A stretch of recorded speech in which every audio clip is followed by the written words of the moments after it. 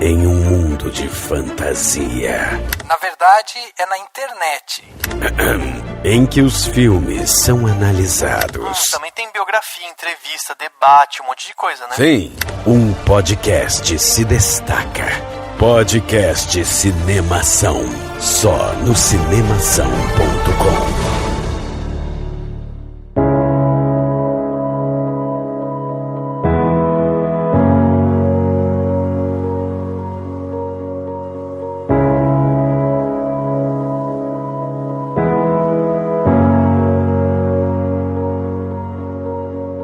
Seja bem-vindo ao podcast Cinemação 256. Eu sou Rafael Arinelli e cadeia neles. Eu sou a Mariane Morisawa. Eu vou falar uma frase da Eva DuVernay, a diretora. As mulheres foram treinadas na nossa cultura e sociedade para pedir o que queremos, em vez de pegar o que queremos. Nós fomos doutrinadas com essa cultura da permissão. É histórico, é uma pena e virou o nosso DNA. Mas esse tempo já passou. Caraca, ó. Sensacional. Arrasou. Arrasou. E eu sou Gabi Egito e tô aqui para complementar a Mariane e a Ava. Chiquérrimo. Girl power pra nós, entendeu? Nós vamos dominar o mundo. Começando hoje nesse podcast. Muito bom. Sensacional. Eu sou o Daniel Cury e eu concordo com a Uma Thurman. I'm glad it's going slowly. You don't deserve a bullet. Uhul! Ó. Cara, que incrível começar esse podcast 256 dessa forma, né? Com frases, com lições assim tão claras e tal, porque realmente hoje a gente tá aqui num podcast que é pra gente trazer a reflexão, né, pros nossos ouvintes e tentar fazer com que a gente crie um pouco mais de consciência nas pessoas sobre o que tá acontecendo em Hollywood, né? Um mercado tão grandioso, tão rico e tal, em tantas formas e que de repente acaba aí com uma sombra tão perigosa, tão suja, né, em cima dessa indústria. E para bater esse papo sobre o efeito Harvey Weinstein, a gente trouxe aqui duas mulheres sensacionais que vão ajudar a gente a bater esse papo e as duas estão lá no olho do furacão. A primeira, né? A primeira é a Mari, que já esteve aqui no podcast passado. Olha, é raro a gente trazer um convidado duas vezes seguido assim, hein? Mas tem convidado que realmente, né, vale a pena fazer isso, principalmente quando a pessoa tá ali com a notícia na ponta do lápis, né, Mari? Thank you. Obrigada por me convidar. Isso aí, a Mari é do Oscarizando, né? A gente já falou aqui, então quem quiser ouvir mais da voz da Mari aí, tem um Oscarizando inteiro lá, sobre opiniões lá dos filmes que vão concorrer ao Oscar. E temos aqui o retorno de uma pessoa que não deveria ter ficado tão longe durante tanto tempo, que é a Gabi Egito, que participou do podcast 74 sobre carreira internacional. Naquela época a Gabi estava fazendo a New York Film Academy e estava contando pra gente como é que era essa experiência, e hoje ela tá aqui porque ela tá lá, né, já tem uma carreira internacional, tá construindo, né, toda uma carreira lá fora e tal, e a Gabi tá aqui, né, Gabi? Seja bem-vinda novamente. Obrigada, eu tô muito feliz de estar com vocês novamente, porque é muito divertido conversar com vocês, e o assunto é quente. Então, tô animada. Que bom. E ó, que bom. Prometo, e o Daniel tá aqui de prova, que você não vai mais ficar tanto tempo longe da gente assim não, hein? Ah, legal. Vamos então bater esse papo, né, sobre tudo isso que tá acontecendo, os assédios e tal, todo esse histórico que permeia aí Hollywood hoje em dia. Vamos bater esse papo logo depois do quadro Repercussão. Confira o que rolou durante a semana. Eu começo. Agora no Repercussão.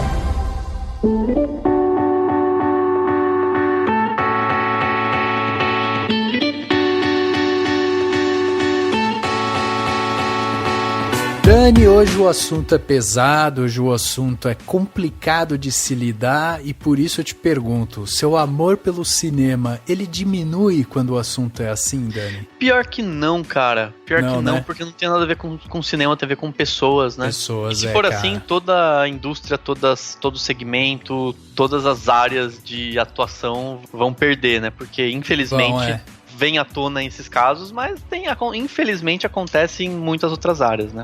E cara, a gente tem que realmente pegar partes podres da indústria, separar eles e a gente ficar com aqueles frutos bonitos, sabe? É assim que a gente faz, né, meu? A gente tem que separar, porque senão a gente fica muito desiludido, né, Dan? Sim. E com tudo, gente, lembrem-se que literatura, artes plásticas, tudo vai, infelizmente, se você cavocar, você vai achar problema. Então, exato. O jeito é entender, processar, filtrar e continuar gostando do que você gosta e continuar curtindo o que você curte. Perfeito, é isso aí. E se você que está escutando aqui o podcast do Cinemação 256 e quer mandar seu comentário sobre esse assunto polêmico, então envie seu e-mail para contato@cinemação.com ou entre em contato com a gente pelas nossas redes sociais, né? Estamos em todos os cantos da internet prontos para ouvir o que você tem a dizer. Então não deixe de comentar o que você achou sobre esse podcast, porque isso é muito importante. É um dos combustíveis aí que a gente tem, né, para continuar fazendo esse programa. Além disso, nós estamos lá na Rádio Inverso, radioinverso.com, todas as sextas-feiras às 22 horas, com reprises aos domingos ao meio-dia. Nós estamos lá falando sobre cinema, entretenimento, conversando um pouco sobre essa arte, né, que tanto nos faz feliz. Então, se você quer escutar a gente de um jeito diferente, vai lá na radioinverso.com, escuta a gente e, de preferência, deixa um comentário lá, fala assim, eu vim lá do podcast do Cinemação, tipo, vamos invadir a Rádio Inverso e vamos mostrar para eles que a gente tem uma audiência qualificada, hein? É um desafio que eu deixo aqui para os nossos ouvintes. Além disso, você também pode acompanhar todos os dias notícia nova com mais de 20 autores lá no cinemação.com, sempre escrevendo para você sobre críticas, sobre filosofias, artigos, trailers, tudo mais que envolve aí, né, o cinema, o entretenimento, tá lá no cinemação.com, o nosso portal, o nosso cantinho aqui na internet, onde a gente fala de cinema com você, pra gente poder aí debater os assuntos que mais nos convém, né? Então vai lá no cinemação.com, deixa o seu page view pra gente, também é muito importante isso, e faz o último favor aqui, né? A gente pede um monte de coisa a todos os podcasts, mas é porque é muito importante. É porque eu nunca te pedi nada, né? Como a gente diz na internet. Exatamente, é isso aí. Então vai lá e aproveita para conhecer os nossos outros podcasts aqui no cinemação.com, que é o Indicação, podcast aí onde a galerinha lá dá pelo menos 3 dicas de filmes aí para você ver durante a sua semana. Temos As Matildas, o nosso podcast feminino, né, que sempre traz um olhar diferenciado aí pro entretenimento, um olhar feminino pro entretenimento, é um olhar muito bacana que merece todo o espaço aqui dentro do cinemação.com. E temos também Cinemação Drops, o nosso podcast caçula, que lança aí periodicamente seus áudios para falar aí sobre notícias do que aconteceu dentro do mundo do entretenimento. Então vai lá, acessa cinemação.com, deixa seu page view e seja feliz. E se você quer ganhar um pôster por e-mail, né, para você depois mandar imprimir bonitão do tamanho que você quiser, ou se você quiser participar do grupo no Facebook que é o Cinemação Premiere e se juntar com uma galera toda de fãs de cinema, de gente que é apaixonada por cinema, de gente que quer discutir o assunto, quer debater, você vai gostar então de fazer parte do Cinemação como um patrão, ou um padrinho, ou uma madrinha, ou uma patroa do Cinemação. E para fazer isso, basta você colaborar com o Cinemação mensalmente por meio do Patreon ou do Apoia-se, que é o patreon.com/cinemação ou o apoia.se/cinemação. São as duas plataformas, uma em dólar, uma em real, uma com valores diferentes, outra com valores diferentes, né? Enfim, cada uma do seu jeito. Você escolhe o valor que melhor couber no seu bolso. Pode ser só um pouquinho, pode ser muito, se você tiver bastante dinheiro aí sobrando, porque tem gente que tá rica, né? A gente sabe disso. Então, você pode fazer isso, e fazendo isso, o que isso vai fazer? Vai fazer com que a gente aumente ainda mais a nossa qualidade aumente ainda mais talvez a nossa quantidade de podcasts, vai ajudar a gente a fazer vídeos e investir ainda mais no Cinemação. Então, ao ser um patrão ou uma patroa ou madrinha ou padrinho do Cinemação, você colabora ainda mais com a independência dos podcasts. Então, a gente promete, claro, um podcast gratuito para todo mundo, né? Pensa que tem muita gente que às vezes está aí sem grana para adquirir mais conhecimento, e isso é possível gratuitamente na internet, inclusive por um podcast como o nosso. Mas, se você colaborar, você ajuda ainda mais. E tem vários gastos, tem várias coisas que a gente precisa investir, então a gente vai ficar muito feliz se você fizer como fazem o Diego Lima, o Fernando Machado, o Alberto Marinho Camilo, a Fernanda Siqueira, a Tamires Porto, o Thierry Penteado e o Will Bongiolo, que são patrões do Cinemação. Sejam patrão do Cinemação. E Dani, entramos aqui, né, no mês de dezembro, último mês do ano e também o último mês do podcast do Cinemação, né, no feed aí da galera. Esse, pra quem não sabe, é o nosso antepenúltimo episódio do ano, né? Esse episódio tá saindo agora dia 8 de dezembro, nós temos mais um episódio no dia 15 de dezembro e o último episódio do podcast do Cinemação desta temporada 2017 sai no dia 22 de dezembro. Depois disso, acabou o podcast Cinemação? Nunca mais teremos? Não, voltamos em 2018, cheio de temas novos, cheio de coisas novas para falar, com mais convidados, mais gente bacana aqui, e é óbvio que é muito importante que você esteja acompanhando, né, todas essas notícias e tal lá dentro do cinemação.com. Então anota aí na sua agenda, temos só mais, além desse, né, mais 2 programas esse ano, e depois fazemos aquele recesso que o Dani precisa tomar um sol, precisa passar um bronzeador, ficar com marquinha de sunga, né, Dan? Preciso. Eu vou ficar na praia estirado durante todo o mês de janeiro. Eu vou virar um lagarto todo o mês de janeiro, do dia 1º ao dia 31 de janeiro, que janeiro, até onde eu sei, janeiro tem 31 dias. Então vai ficar 31 dias estirado na praia, assim, ó, parecendo um, né, mas... Você ainda vira um lagarto, né? Eu viro um camarão, mano. Isso, eu viro meio que um lagarto, assim, vou ficar tudo ressecado, mas pelo menos daí eu absorvo bastante energia do sol, tipo Super-Homem, pra colocar tudo no podcast, daí o podcast volta fodônico, entendeu? Vai voltar muito bom.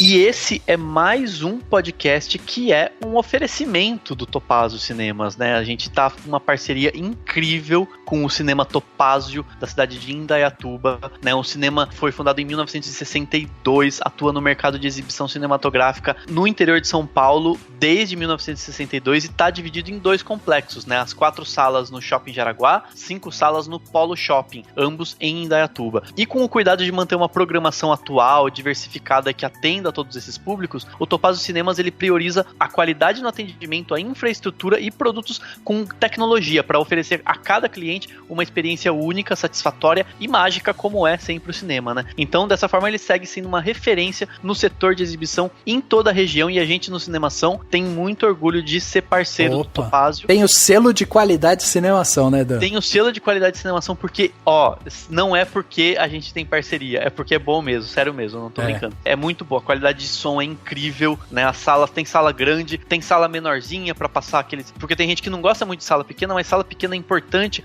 porque ela permite passar filmes diferentes, né? Se você só tem sala grande, você é obrigado a passar só blockbuster. E as salas pequenas são incríveis, de uma qualidade... Enfim, você senta, você fica imerso e é muito, muito bom mesmo, assim. E tudo gostoso, pipoca gostosa, chocolate, preço justo, né? É muito bom. E o Cinema Topázio, ele é tão bom que a gente faz questão de sair da nossa cidade, pegar o carro, pegar a estrada pra ir até os shoppings lá pra ver os filmes no Cinema Topázio, porque aqui na nossa cidade não tem um cinema com uma qualidade tão boa como o do Topázio. Então a gente, como gosta de analisar o filme a fundo, ver aqueles detalhes, né, que a gente vê na tela ali, qualidade de som, de trilha, de imagem, legendado, opções em dublado, exato. Opções em legendado, tem opção pra todo mundo. É isso aí. Então você que tá aí no interior de São Paulo, não sabe pra onde ir, vai lá no Topázio, você vai adorar.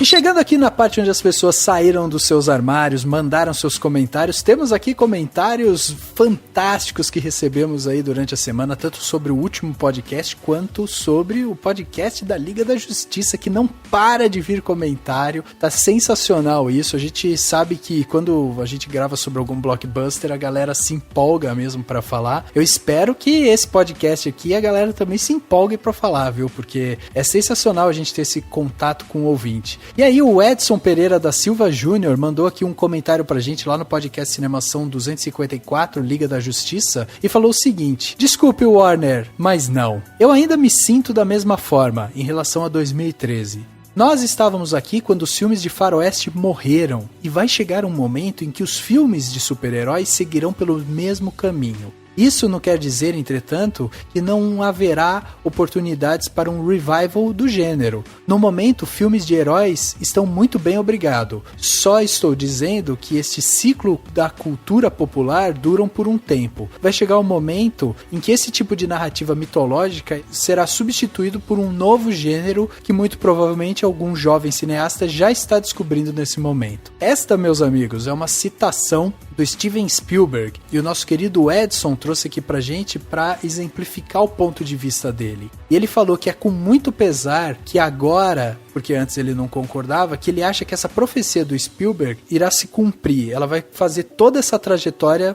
e vai chegar realmente nesse final, né, nos filmes de herói. E aí o Edson falou o seguinte: eu, como cinéfilo assim como vocês, e fã incondicional da DC, colecionador de quadrinho, espectador e amante da animação da Liga da Justiça na TV, né, e de todas as coisas que a DC já fez, ou seja, sou aquele que teoricamente o filme já estava vendido, que teria chance de facilmente gostar, mas ele está do meu lado, Dani, mais um seguidor da palavra.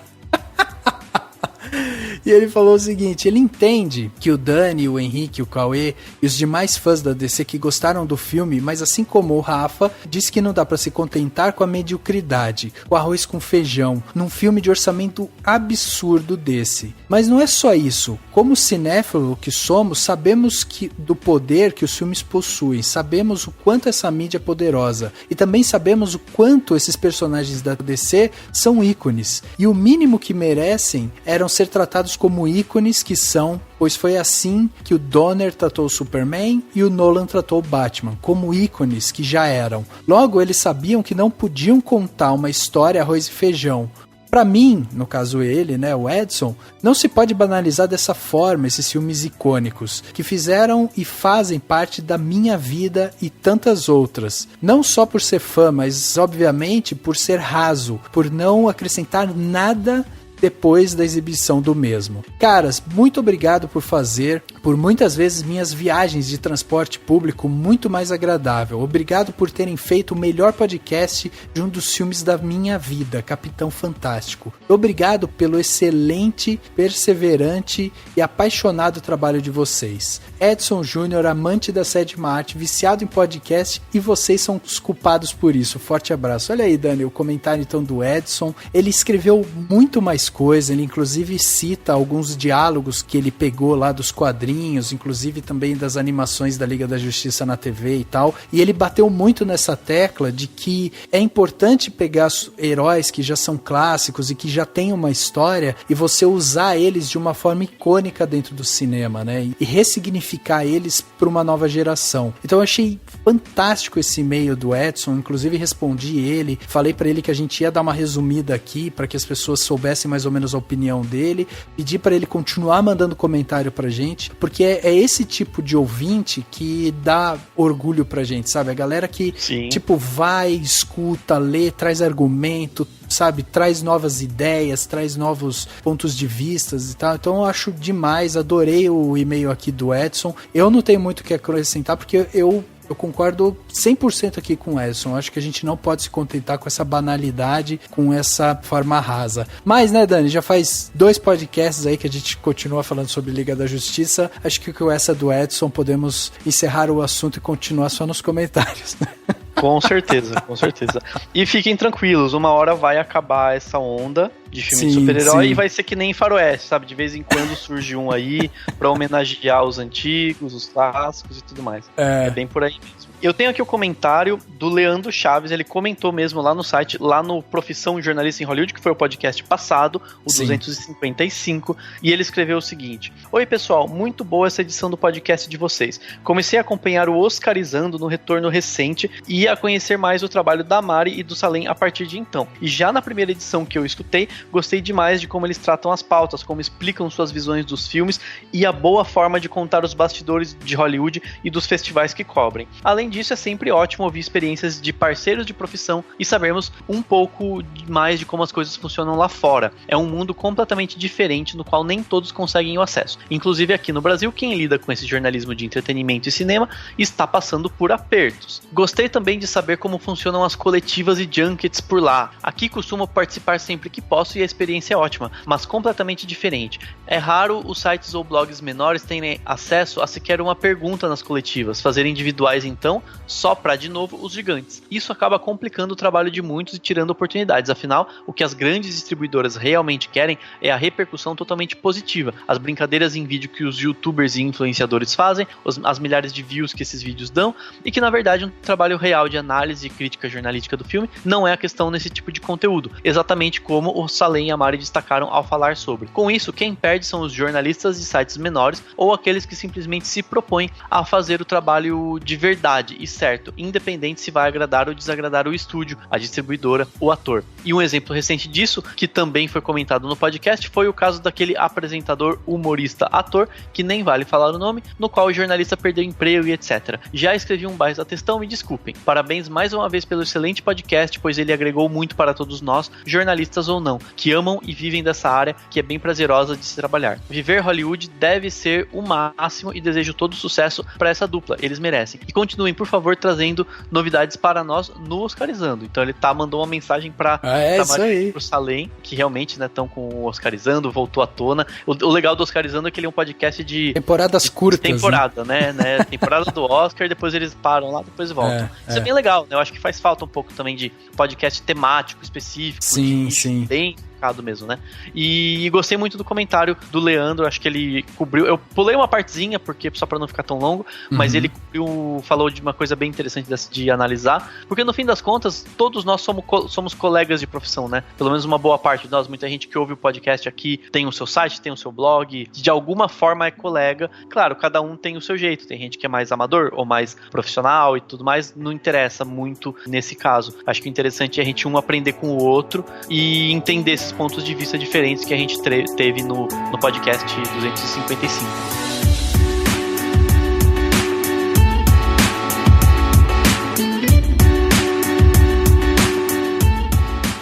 Come on, baby. I know what you need. You gotta have some kind of reason for dressing with an outfit like this. I said no, Eddie. No, spelled Y-E-S. No, spelled N-O.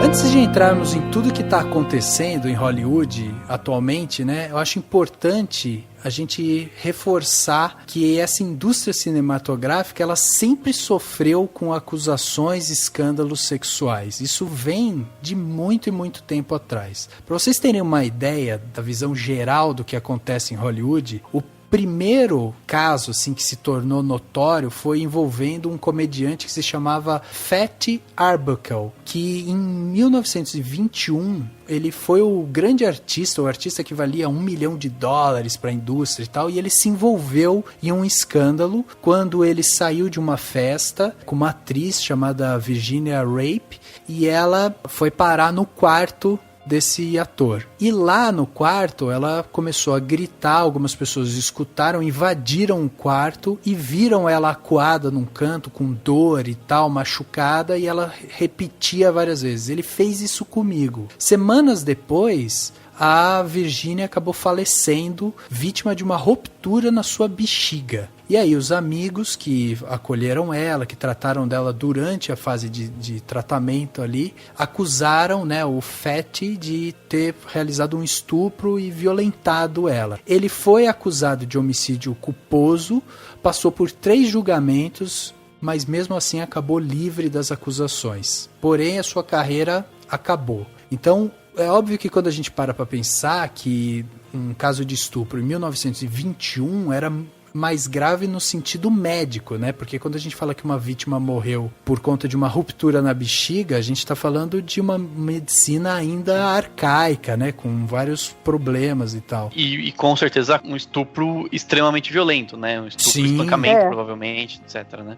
Exato. Yeah. O Fett era um artista, um comediante gordo, né? Tanto que o apelido dele era Fett, justamente por isso. E ele realmente violentou ela. Isso foi em 1921. Outro caso emblemático foi do Errol Flynn, que foi um ator de alta reputação em Hollywood na década de 40. E o Errol, ele era conhecido como o homem mais bonito que já viveu no mundo. Tipo, era só esse título que ele carregava, né?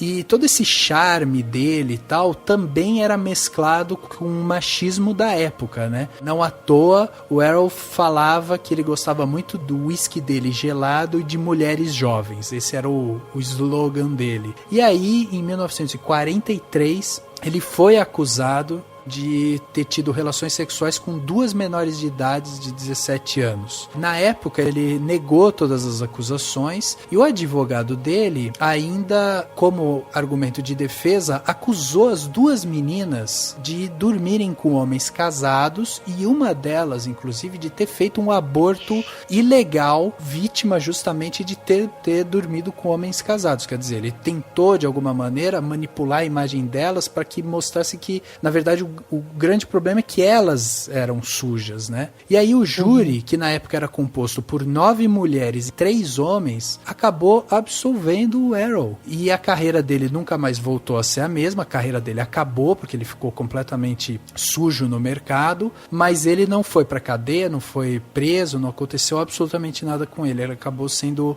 liberado. E algumas pessoas falavam que a gente entendia que realmente justamente o fato do júri ter maioria de mulher e ele ser considerado o homem mais lindo do mundo naquela época, influenciaria também muito esse julgamento das moças do júri, né? Então, mais um caso que passaram por cima e tal, de um homem abusando de mais 2 meninas. Trazendo um pouco mais aqui para perto de nós, né, da nossa época e tal, a gente teve em 1977 o caso do diretor Polanski, né? Do Roman Polanski, que foi condenado por ter tido relação sexual com uma menina de 13 anos na casa do Jack Nicholson, numa festa. Ele chegou a ser preso, foi multado e ele admitiu que teve relação com essa menina. Porém, quando estava acontecendo o julgamento, ele foi condenado a passar no mínimo 42 dias preso, passando por avaliação psiquiátrica e tal. Ele fugiu para a Europa, acabou indo para a França e tal, e lá ele ficou, e lá ele está até hoje, né? Ele chegou em 2009 a ser detido em prisão domiciliar na Suíça, mas ele continua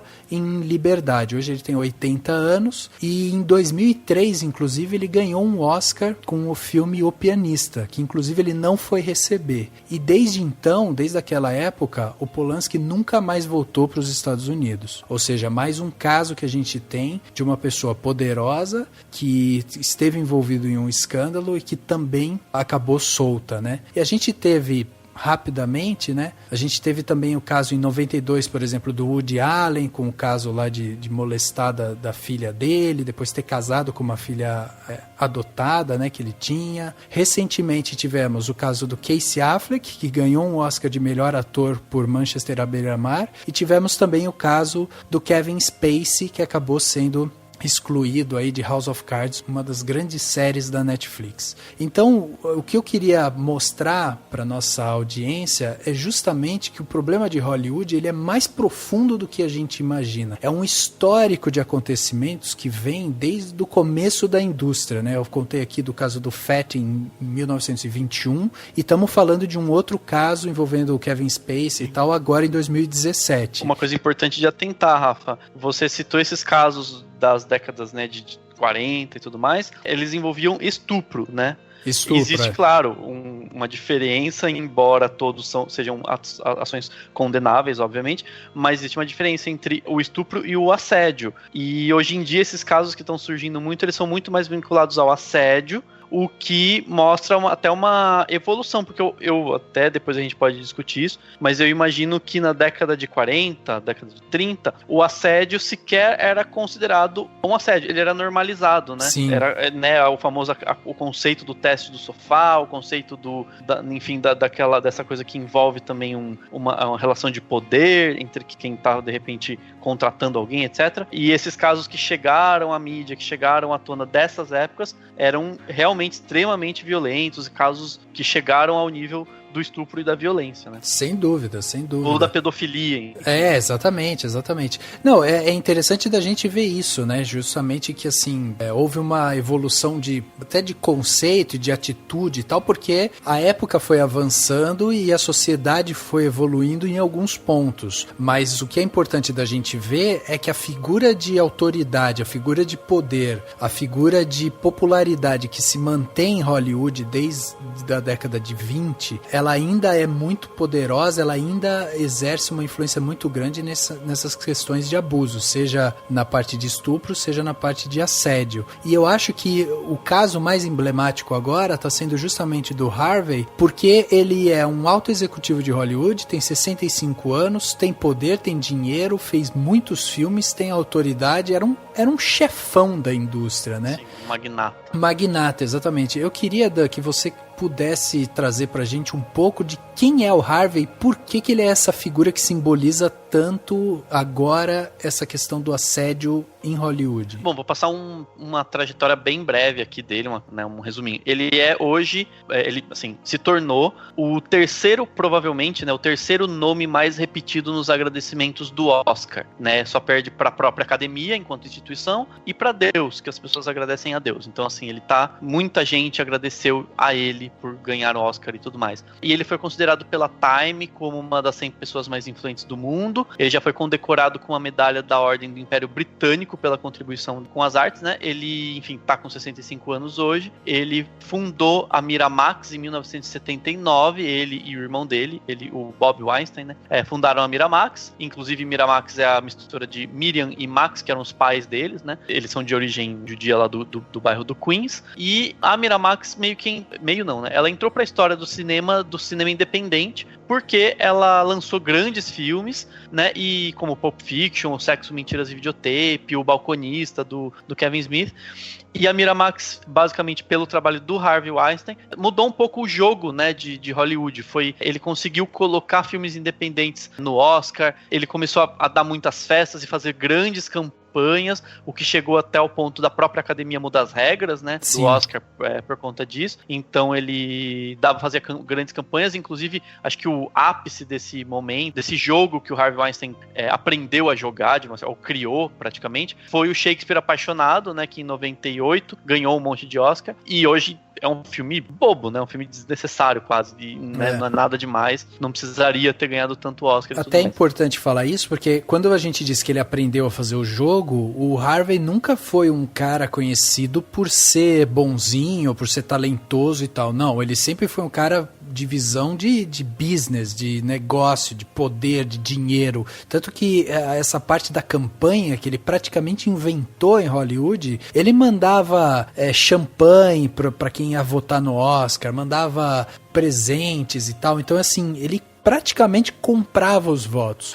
Os outros estúdios acabavam fazendo a mesma coisa porque não podiam ficar atrás, né? Como é que um cara tá fazendo uma campanha tão forte, eu vou ficar atrás e meu filme vai acabar perdendo? Porque ele percebeu que ganhar dinheiro significava ter uma estatueta. O problema não era ele produzir o filme, colocar o filme no ar, distribuir o filme, fazer campanha pro filme chegar ao público e tal. O grande lance dele era, eu ganhar uma estatueta, isso vai me fazer render mais dinheiro, mais produção, vou ter mais holofote aqui e tal. Então essa foi a sacada dele que acabou tornando ele, como o Dani falou, a terceira pessoa mais citada no Oscar, atrás do Oscar e de Deus, quer dizer, cara, mostra o tamanho do cara em Hollywood, né? Sim, mas ele era criticado por muita gente, mas ele também tinha uma imagem de cara legal, né? Ele tinha uma imagem de um cara bacana, que ajudava as pessoas, que colocava muita gente nova no business, por isso tanto que as pessoas agradeciam, né? E ele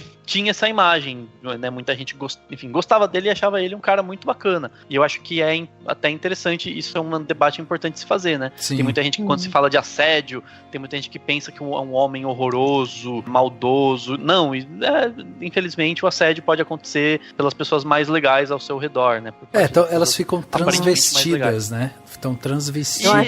Eu só faria um adendo aí, que na verdade pode ser que na mídia ele construiu essa imagem cuidadosamente, mas no meio as pessoas agradeciam porque elas morriam de medo de ele ficar com raiva delas, porque ele tinha uma fama de ser altamente vingativo e de destruir a carreira de pessoas. Então, ai de você que não agradecesse ele por ter ganhado o Oscar. Exato. Entendeu? Não é gratidão somente, entendeu? É uma manipulação, né? Não duvido nada. Não. Ele era... Isso todo mundo sabia, que ele era... Ele manda, ele chega no lugar, ele que dá as ordens. Não interessa onde ele está. Ele é um cara, assim, que... Se você ver as descrições até das reuniões e tudo mais, com as atrizes e tudo mais, ele chega... É o cara que chega no restaurante e fala assim, não, você vai tomar isso e você vai comer esse prato, porque essa comida é ótima. Então é essa que você vai pedir. Aí a menina fala assim, não, mas eu gostaria de... Não tem. Aí ele vira pro garçom e fala assim, eu tô pagando, você faz o que eu quero. Não interessa o que ela falou. Entendeu? Aliás, ele parece muito uma outra pessoa que também nasceu no Queens, né? E que também é acusado de assédio sexual, por acaso. Mas enfim, isso que a Gabi tá falando, do tipo, as pessoas que são da indústria, e eu nunca entrevistei o Harvey Weinstein, porque ele é um cara inatingível, assim, não é que ele dava entrevista pra todo mundo, não acontecia, entendeu? Mas eu nunca entrevistei, e a gente sabia das histórias, entendeu? Mesmo não sendo... Ele ameaçava repórter, ele ameaçava ator. A Kate Winslet falou agora, que antes de ela entrar no palco do Oscar, quando ela ganhou por O Leitor, falaram pra ela, você não esquece, você tem que agradecer o Harvey. E ela falou, fuck that, entendeu? E não agradeceu. Mas entendeu? A Meryl Streep agradeceu, Matt Damon agradeceu, todo mundo agradecia porque o cara destruía. Se você caía em desgraça com ele, acabou, entendeu? E é o que aconteceu com muitas das mulheres que agora revelaram foram assediadas, estupradas e tudo mais por ele. Tanto que esses nomes que surgem, né, falar atriz tal, não são nomes tão conhecidos, obviamente. Ele fez questão de apagar, Exato. né? Exato. E algumas que tinham uma carreira sólida realmente parecem, pode ser que não, mas pode ser, seria muita coincidência, porque todas elas parecem ter sofrido alguma represália. Come on, baby. I know what you need. You gotta have some kind of reason for dressing with an outfit like this. I said no, Eddie. No, spelled Y-E-S. No, spelled N-O.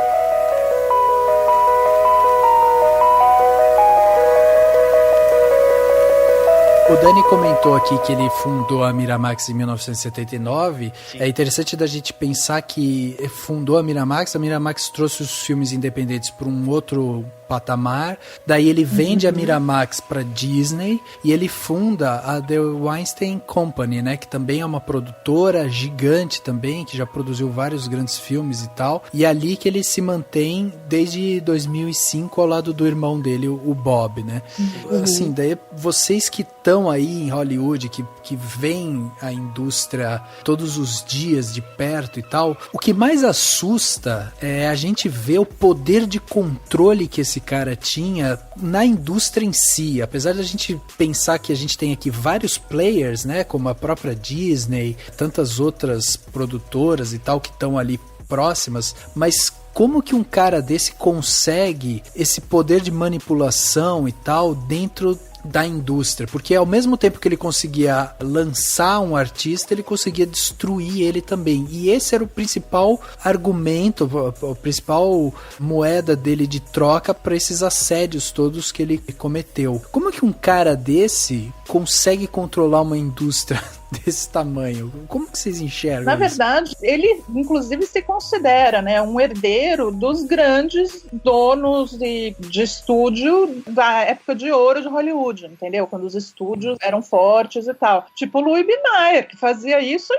foi coisa pior, entendeu? Sim. Também destruía quem queria e tal. Então ele se via muito como um herdeiro, só que fazendo esses filmes mais independentes. Ele criou um pouco, né? Ele ajudou a criar a cena dos independentes, entendeu? Então, eu acho que ele é uma continuação, na verdade, do que Hollywood sempre foi, na verdade. Mas será que existe aí, Mário, um espaço, vamos dizer assim, um vácuo de poder em que ele ocupou? Porque ao mesmo tempo que um cara desse consegue esse tamanho de poder nas mãos, ao ponto dele assediar tantas mulheres e passar tanto tempo impune, com as histórias muito tempo abafadas e tal, será que não existe um vácuo de poder dentro de Hollywood ali em que ele ocupou e as outras empresas também acabavam meio que abafando o caso, sabe? É que assim, ninguém tem interesse em divulgar essas coisas, certo?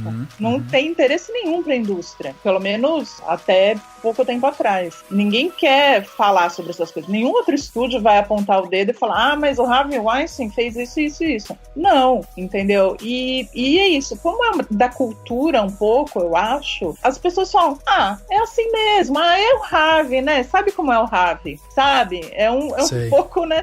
E o cara entregava resultado, né? Inclusive, eu acho que a queda dele tem muito a ver com o fato de ele não entrega mais resultado. Faz um tempo já.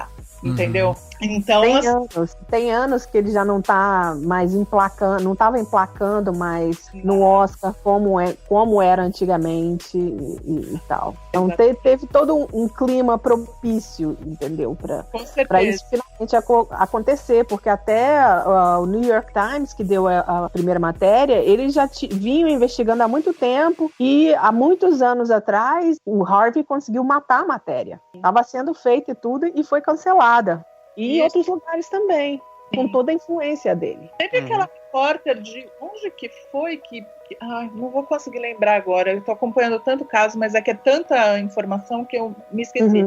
Ela trabalhava talvez para New York ou a New Yorker mesmo. E anos atrás, ela e o então namorado, mas que também era repórter da mesma publicação, foram a uma festa e confrontaram o Harvey em alguma coisa. Ele fez uma pergunta. O Harvey não gostou. Ele empurrou o namorado, o repórter, escada abaixo, colocou ele numa chave de braço e saiu com ele pra rua, numa chave de braço, cheio de fotógrafos. Todo mundo fotografou. E eles tiveram como abafar o caso, porque ele era tão poderoso que ele virava e falou assim, se alguém publicar alguma coisa, tipo, acabou. Não vai ter entrevista, não vai ter anúncio, não vai ter isso, não vai ter aquilo, eu acabo com vocês, eu processo todo mundo. E outra matéria, assim, e não era matéria de ele agredindo um repórter, entendeu? Até isso foi abafado. Saiu uma matéria no New York Times e na revista New Yorker foram duas assim, um espaço de pouco tempo, e uma delas parece que foi feita,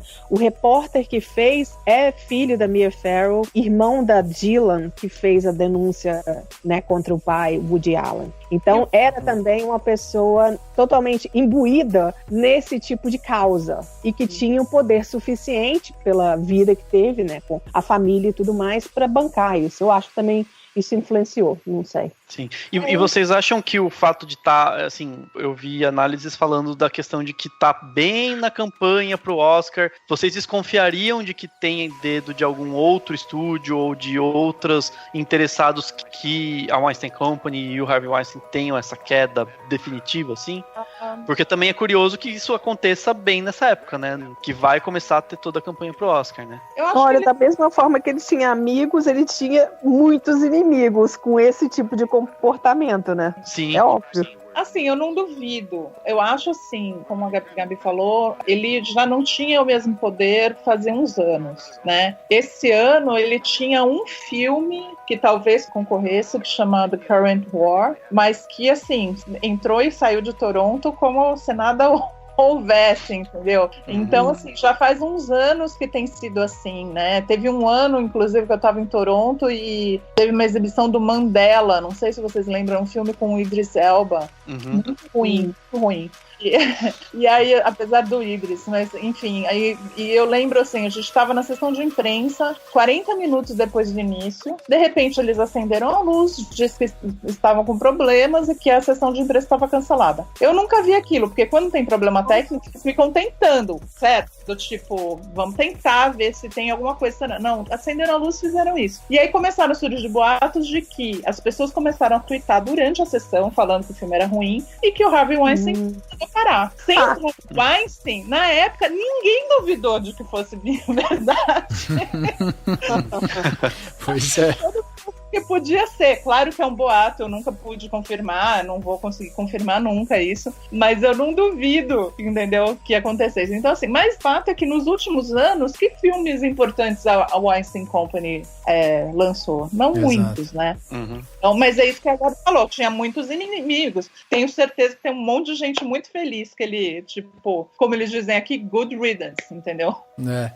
Ó, você vê que o Harvey, ele tá sendo acusado, né, de assédio por várias atrizes, entre elas a Cara Delevingne, a Lea Seydoux, a Gwyneth Paltrow, a Angelina Jolie já falou dele, Ashley Judd. Meu, tem uma lista enorme aqui, não vou falar todo mundo, mas assim, tem várias pessoas que estão acusando ele justamente de assédio. Então, dá pra perceber que o poder dele se estendia justamente nessa questão das mídias e desse poder de influência. E as matérias, Rafa, as matérias do New York Times e tudo mais, elas explicam muito o quanto ele fazia acordos mesmo. Então, alguma atriz ou, enfim, funcionária até da produtora sofria algum tipo de assédio e ia processar, ele conseguia contornar tudo, sempre abafado, obviamente, e aí ele dava algum dinheiro e tal. Então é meio que quase que o mesmo princípio que ele usava pra ganhar Oscar, pra fazer campanha pro Oscar, era um princípio que ele usava, né, nesses casos. Tipo, eu solto uma grana aqui e deixo tudo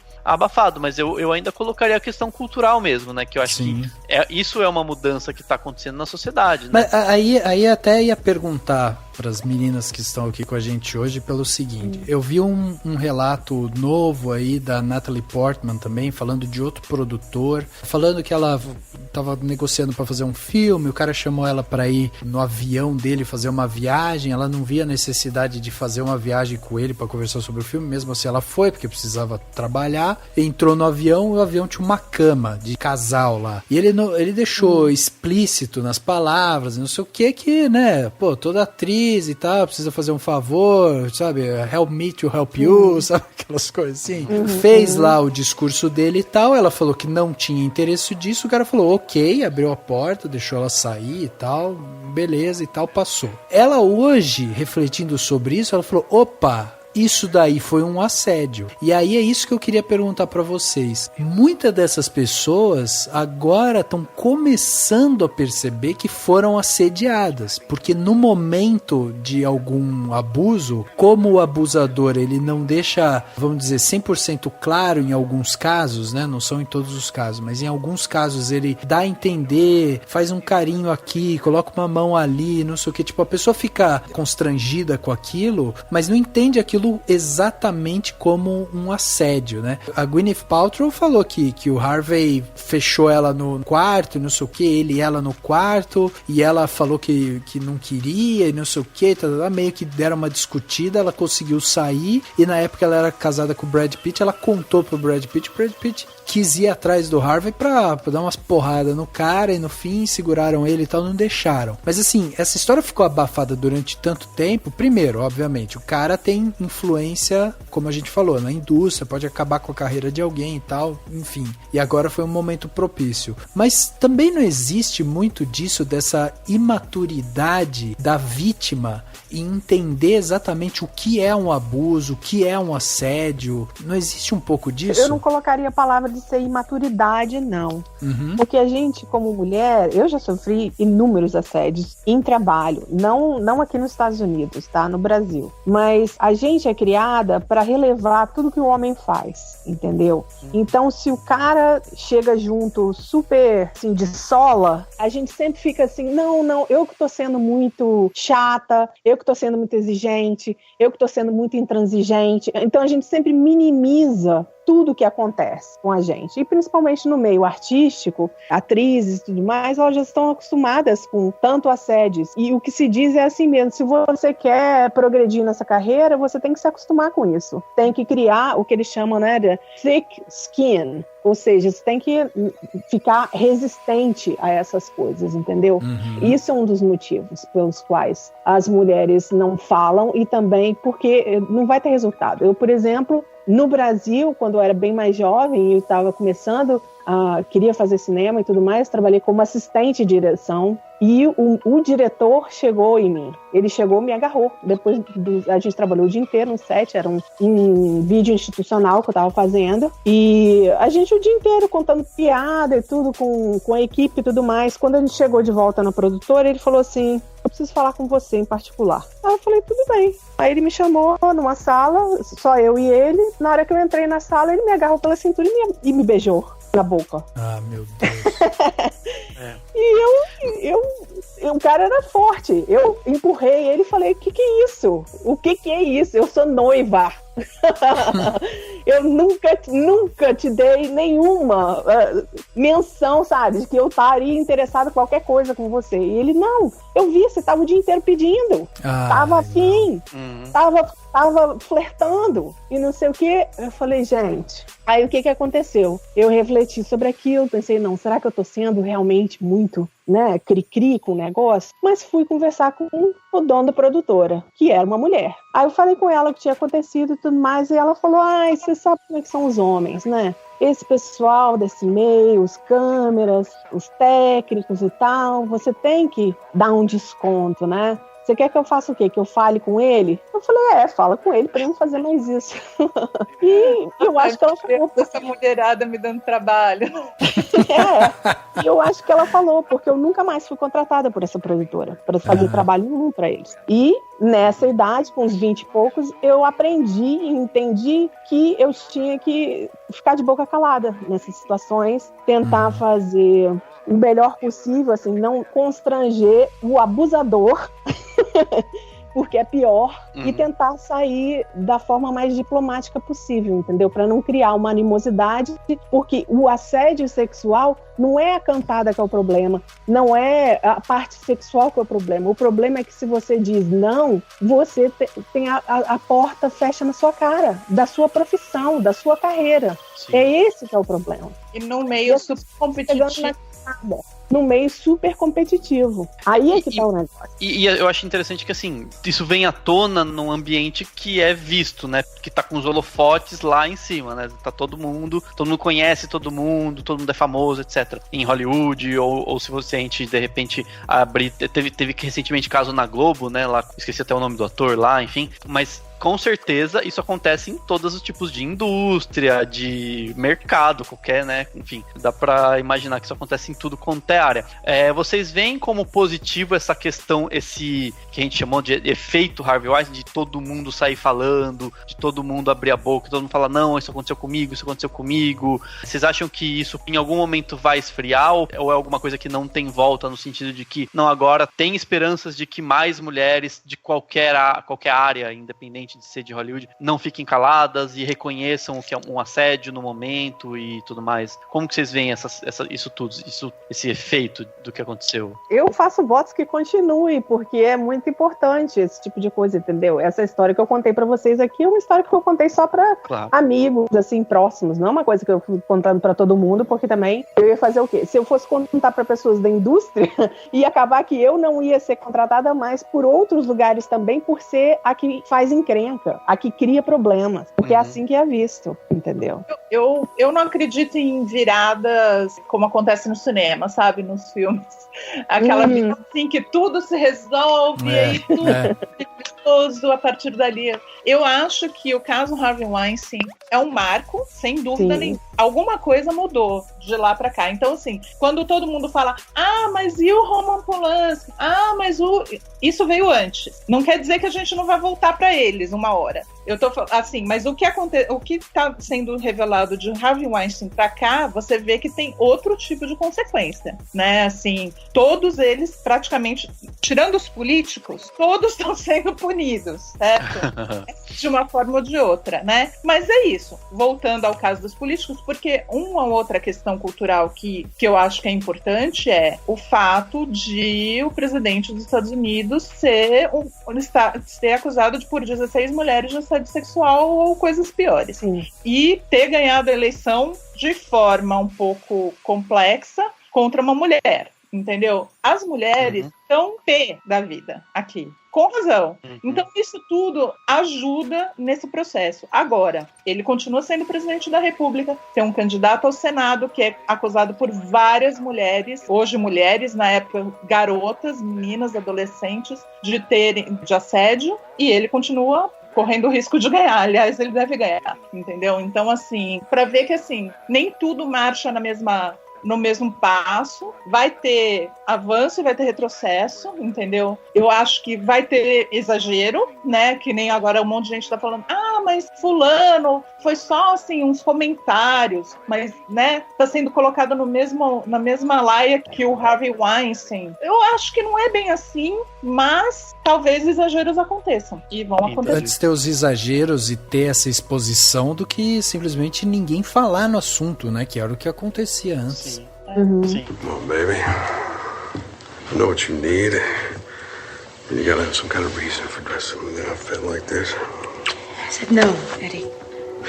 No, spelled Y-E-S. No, spelled N-O.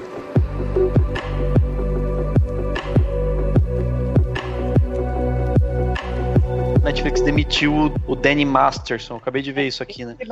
Da The Ranch. Da série The Ranch, porque ele foi acusado e ele disse que não é verdade, enfim. Esse eu tenho minhas dúvidas. Não tenho minhas dúvidas de que ele é culpado, não. Tenho minhas dúvidas de que ele tá sendo colocado na mesma laia. Demorou. Por que demorou? Porque ele é membro de uma igreja super poderosa em Hollywood, que chama Scientologia.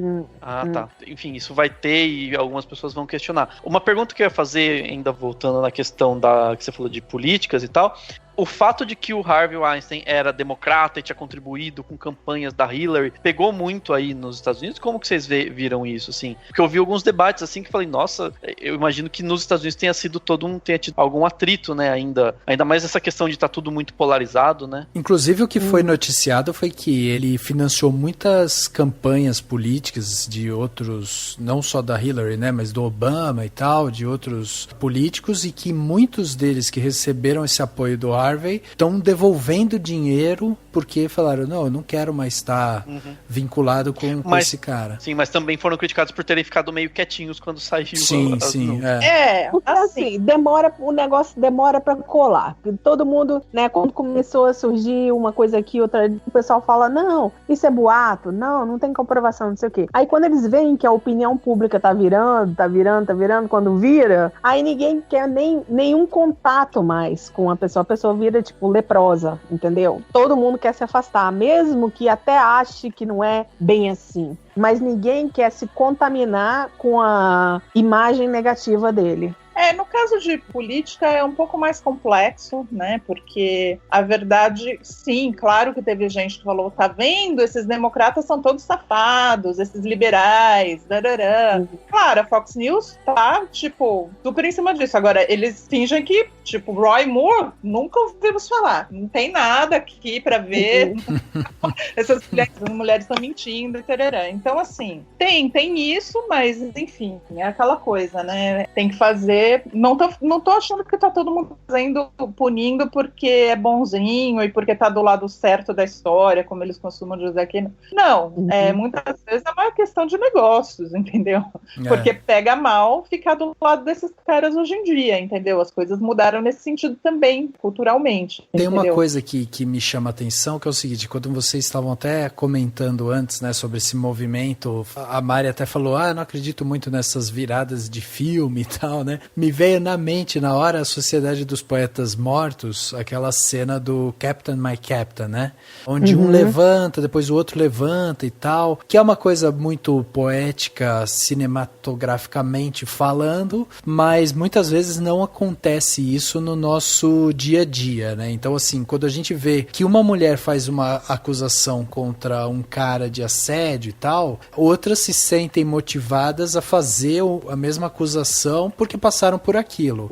Existe também um lado aí que também queria a opinião de vocês sobre isso, que é a da acusação pela acusação, né? Porque daí acontece sempre esse problema judicial, que foi o que aconteceu nessas questões que eu contei, né? De 1921, 1940 e tal, que às vezes acontece da pessoa falar, ele me assediou, daí o cara fala, não fui eu, pô, então vamos brigar na justiça. Ok, a carreira do cara acabou, aquela moça fica marcada como, sabe, vagabunda, sei lá o que foi fácil pro cara, sei lá o que. E aí a gente tem esse problema que fica um problema judicial, e se o cara, de repente, ele é livre das acusações e tal, fica uma coisa do tipo, pô, olha só, o cara foi acusado injustamente e tal, sabe? Então a gente sempre tem esses problemas, né? Que foi o caso mais ou menos do que aconteceu com o Casey Affleck também, né? Que acusaram, daí ele não foi condenado, daí apareceu outra acusação, então, pô, o cara tem uma reincidência aqui e tal. Como é que vocês veem esse processo de amadurecimento da parte de acusação, assim? Tipo, a gente precisa primeiro começar a falar sobre isso, para daí a sociedade criar esse hábito de, aconteceu, a gente precisa denunciar, sabe? Faz parte desse amadurecimento social nosso. Complexo, hein? Fala, Mari. Eu acho assim, que muita gente fala assim, mas por que demorou 20, 30, 40 anos para falar alguma coisa? Porque isso que a Gabi acabou de falar, né? Porque ninguém acredita, porque você perde seu emprego, porque todo mundo fala, imagina, sabe como é homem, né? Sabe que é assim mesmo e tal. Então, assim, e mesmo assim, veja só, no caso do político lá, do Roy Moore, essas mulheres estão vindo 40 anos depois para falar isso, e as pessoas ainda estão falando que elas estão mentindo, que não é verdade, que tararã e tal. Então, assim, eu acho que a maior parte desses casos não vai dar criminalmente. Vários já prescreveram, inclusive, de acordo com as leis, né, de cada estado e tal. No caso do Harvey Weinstein, eles estão investigando criminalmente. No caso do Kevin Spacey também, esses são alguns que eu sei. Sim, eu acho que talvez, não dá para afirmar que sim ou que não, né? Mas eu acho que talvez com o tempo mais mulheres tenham coragem de denunciar logo o que acontecer, entendeu? Talvez. Eu penso assim, não sei se é um pensamento certo esse e tal, talvez vocês me ajudem com isso, mas assim, eu acho que faz parte desse amadurecimento social nosso, porque assim, primeiro a gente entendia isso como algo comum, algo cotidiano, até como o Daniel falou, em 1940, 1920, esses assédios deviam ser uma coisa do tipo, faz parte e tal, até como a própria Gabi falou aqui pra gente, sabe como é que é homem e tal, então entra aquela coisa social. Aí depois disso, passa por um amadurecimento de conceito mesmo. Opa, isso daqui não é. A gente tem os nossos direitos, a gente também quer ser entendida como uma pessoa que pode dizer sim ou não para essas situações. Se me forçarem, estão passando por cima da minha vontade, então existe um direito aqui por trás e tal. Então passa por esse amadurecimento de consciência de cidadão, de cidadania, de pessoa, entendeu? De afetar isso. Depois a gente vai para uma parte que é de acusar mesmo. Eu sofri isso e eu quero que as pessoas sejam punidas. Só que daí esbarra na parte legal, que é a sua palavra contra a do outro. E aí a gente vai agora para uma quarta etapa desse processo de amadurecimento social nosso, que é as mulheres que sofrem isso vão começar a se armar contra essa situação. Eu vou ter testemunha, eu vou filmar, eu vou gravar, porque hoje em dia a tecnologia permite esse tipo de coisa. E os próprios homens entendem, porque eu acho que tem muito caso, você começa a ver esses casos assim, o ator tal em 98 fez tal coisa. Na cabeça deles era, tá tudo ok, sabe? enfim, acho que a pessoa faz não considerava parte nem do meu isso como ser caso. homem, né? Entendeu? E eu acho que faz, até lembrei daquele documentário lá, aquele The Mask You Live In, que a gente já comentou aqui em algum momento no podcast, que fala muito sobre essa coisa da sociedade, né, como ela tratou, e assim, é muito isso. Eu, por exemplo, já vivi momentos em que, assim, se você não olhar pra menina que tá passando aqui do lado, se você não demonstrar interesse, você é viado, entendeu? Sim. Então existe essa pressão, claro, não tô de jeito nenhum justificando ninguém, pelo amor de Deus, mas eu acho que muitos homens crescem nessa coisa de que é normal e é mostrar a minha masculinidade, passar a mão numa bunda ou sei lá o que, né? E mulheres também crescem nesse ambiente, entendeu? Porque não vou falar que, assim, que eu nasci... Eu até tinha uma mãe bem feminista. E um pai também. Mas, assim, a gente vive numa sociedade machista. Então, tem coisas que você absorve, entendeu? Quantas vezes eu não culpei a mulher, sabe? Aquela menina é muito dada, aquela menina... Imagina, sabe? Tipo, quando se é o contrário, se é um menino que fica com várias meninas, nossa, mas que máximo, que garanhão, entendeu? Então, assim, essas coisas levam um tempo. Eu não sou, talvez por ter vivido isso pela minha idade e tal, eu também não sou, não, porque os homens são todos maus. Eles fazem parte dessa cultura. Agora, eles têm tempo para aprender, né? Vocês, homens, têm tempo para aprender. Então, assim, também não serve aquela desculpa, como Harvey Weinstein deu e outros deram, porque eu fui criado nos anos 60 e 70 e na minha época era assim. Não serve como desculpa, porque já faz tempo, nos anos 60 e 70. Eu acho engraçado quando eles fazem aquele comentário assim, desculpa porque eu só me dei conta agora de quantas pessoas eu feri, né? De quantas pessoas eu magoei. Sério, que só agora você... Só agora, exato. Depois que saiu do jornal, que deu o maior escândalo, aí você percebeu que agarrar uma mulher sem a permissão dela era uma coisa que, né? A gente... precisa de alguém dizer para alguém que se você entrar numa loja e roubar um produto e sair da loja com esse produto, todo mundo sabe que é errado, não sabe? E tem gente que rouba do mesmo jeito, não é? Então, é a mesma coisa. A advogada do Harvey Weinstein, em algum momento, foi na matéria do New York Times, inclusive, ela usou o termo que ele enfim, eles estavam, tipo, ensinando ele a se portar, alguma coisa nesse sentido, e ela falou que ele era um dinossauro velho aprendendo coisas novas, sabe, assim. Ela usou esse termo. Mas ela demitiu, que ela se demitiu logo depois. Então, sim. Mas é muito louco isso, né, assim, e é bem isso, assim, é um dinossauro, mas podia ter aprendido bem antes, né, não é possível, né. Não, e é isso, tem níveis e níveis. Uma coisa assim, fiz um comentário que não devia. Vários amigos meus, que são pessoas legais, esclarecidas e tal, fazem comentários ou interrompem as mulheres, sentam no metrô com a perna aberta, né? Tudo isso é machismo, viu, gente? Tudo isso é machismo. Então, assim, eu falo assim, não, não, imagina, isso não aconteceu, você é louca, entendeu? De quantos namorados eu já ouvi isso, sabe? Então, assim, tudo isso é machismo. Mas isso, eu acho que isso sim pode ser cultural, e isso pode ser aprendido, e isso é uma coisa mais recente, que inclusive as mulheres perceberam depois, né, mais recentemente, que isso é machismo e que isso não deve acontecer. Aí, você agarrar, você se masturbar na frente de uma mulher e achar que é normal, falou assim, não, minha época era assim. Não, querido, na sua época não era assim, nenhuma época era assim, né? Exatamente. É um nível patológico já o negócio. É demais, é demais. E aí entra o que o pessoal fala aqui, principalmente eu tenho lido algumas matérias sobre o lado de psiquiatria, né? Psicólogos, pessoas que tratam com isso, falando sobre isso, porque eu tenho, um dos meus diplomas é de psicologia, então tenho muito interesse nessa área.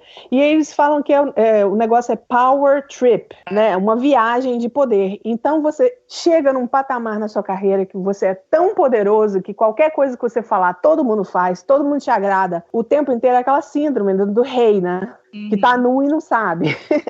Porque a pessoa começa a achar que as leis não se aplicam a ela, porque ela é uma pessoa especial, acima de todos os outros, e tudo o que ela quer é mais importante do que qualquer outra pessoa. Pois né?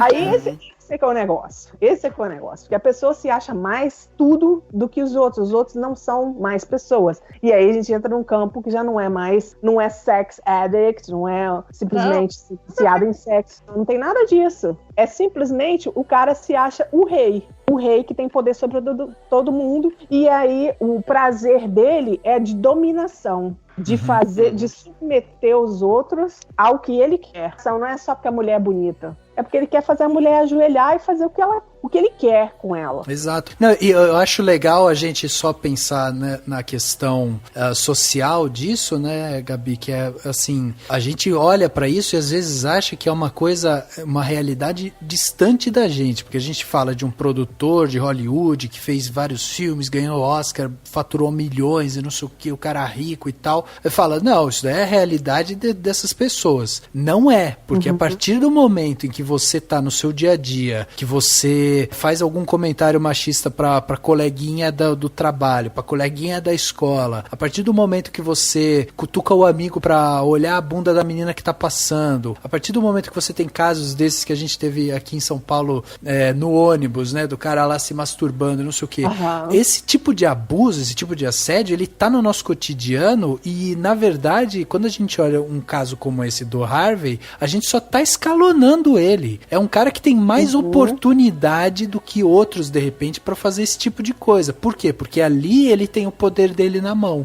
Ali ele consegue chantagear, ele consegue forçar a barra, ele consegue destruir a carreira de uma pessoa. Talvez o cara que esteja hoje do seu lado e que fala que só quer pegar mulher, que mulher isso, mulher aquilo, talvez se esse cara tivesse o mesmo nível de poder de um Harvey da vida, faria exatamente a mesma coisa. Sim. Entendeu? Então a gente precisa entender que esse tipo de situação, ela é palpável, ela é real e ela tá do nosso lado. Não adianta a gente achar que é uma coisa distante. Uma coisa que eu acrescentaria é que, além disso, a gente tem que lembrar que a indústria de Hollywood é dominada pelos homens. Então, esse tipo de cara, e tem vários assim na indústria, são eles que contam as histórias, que dirigem os filmes, que produzem os filmes. Então, todo esse olhar de mundo, essa visão de mundo do homem como o centro de tudo e poderoso, dominando tudo, é uma visão que passa para todos os filmes e para todas as séries de TV e tudo que a gente assiste. E isso, a gente está o dia inteiro com essas mensagens, recebendo essas mensagens o tempo inteiro. Come on, baby. I know what you need. You gotta have some kind of reason for dressing in an outfit like this. I said no, Eddie. No, spelled Y-E-S. No, spelled N-O.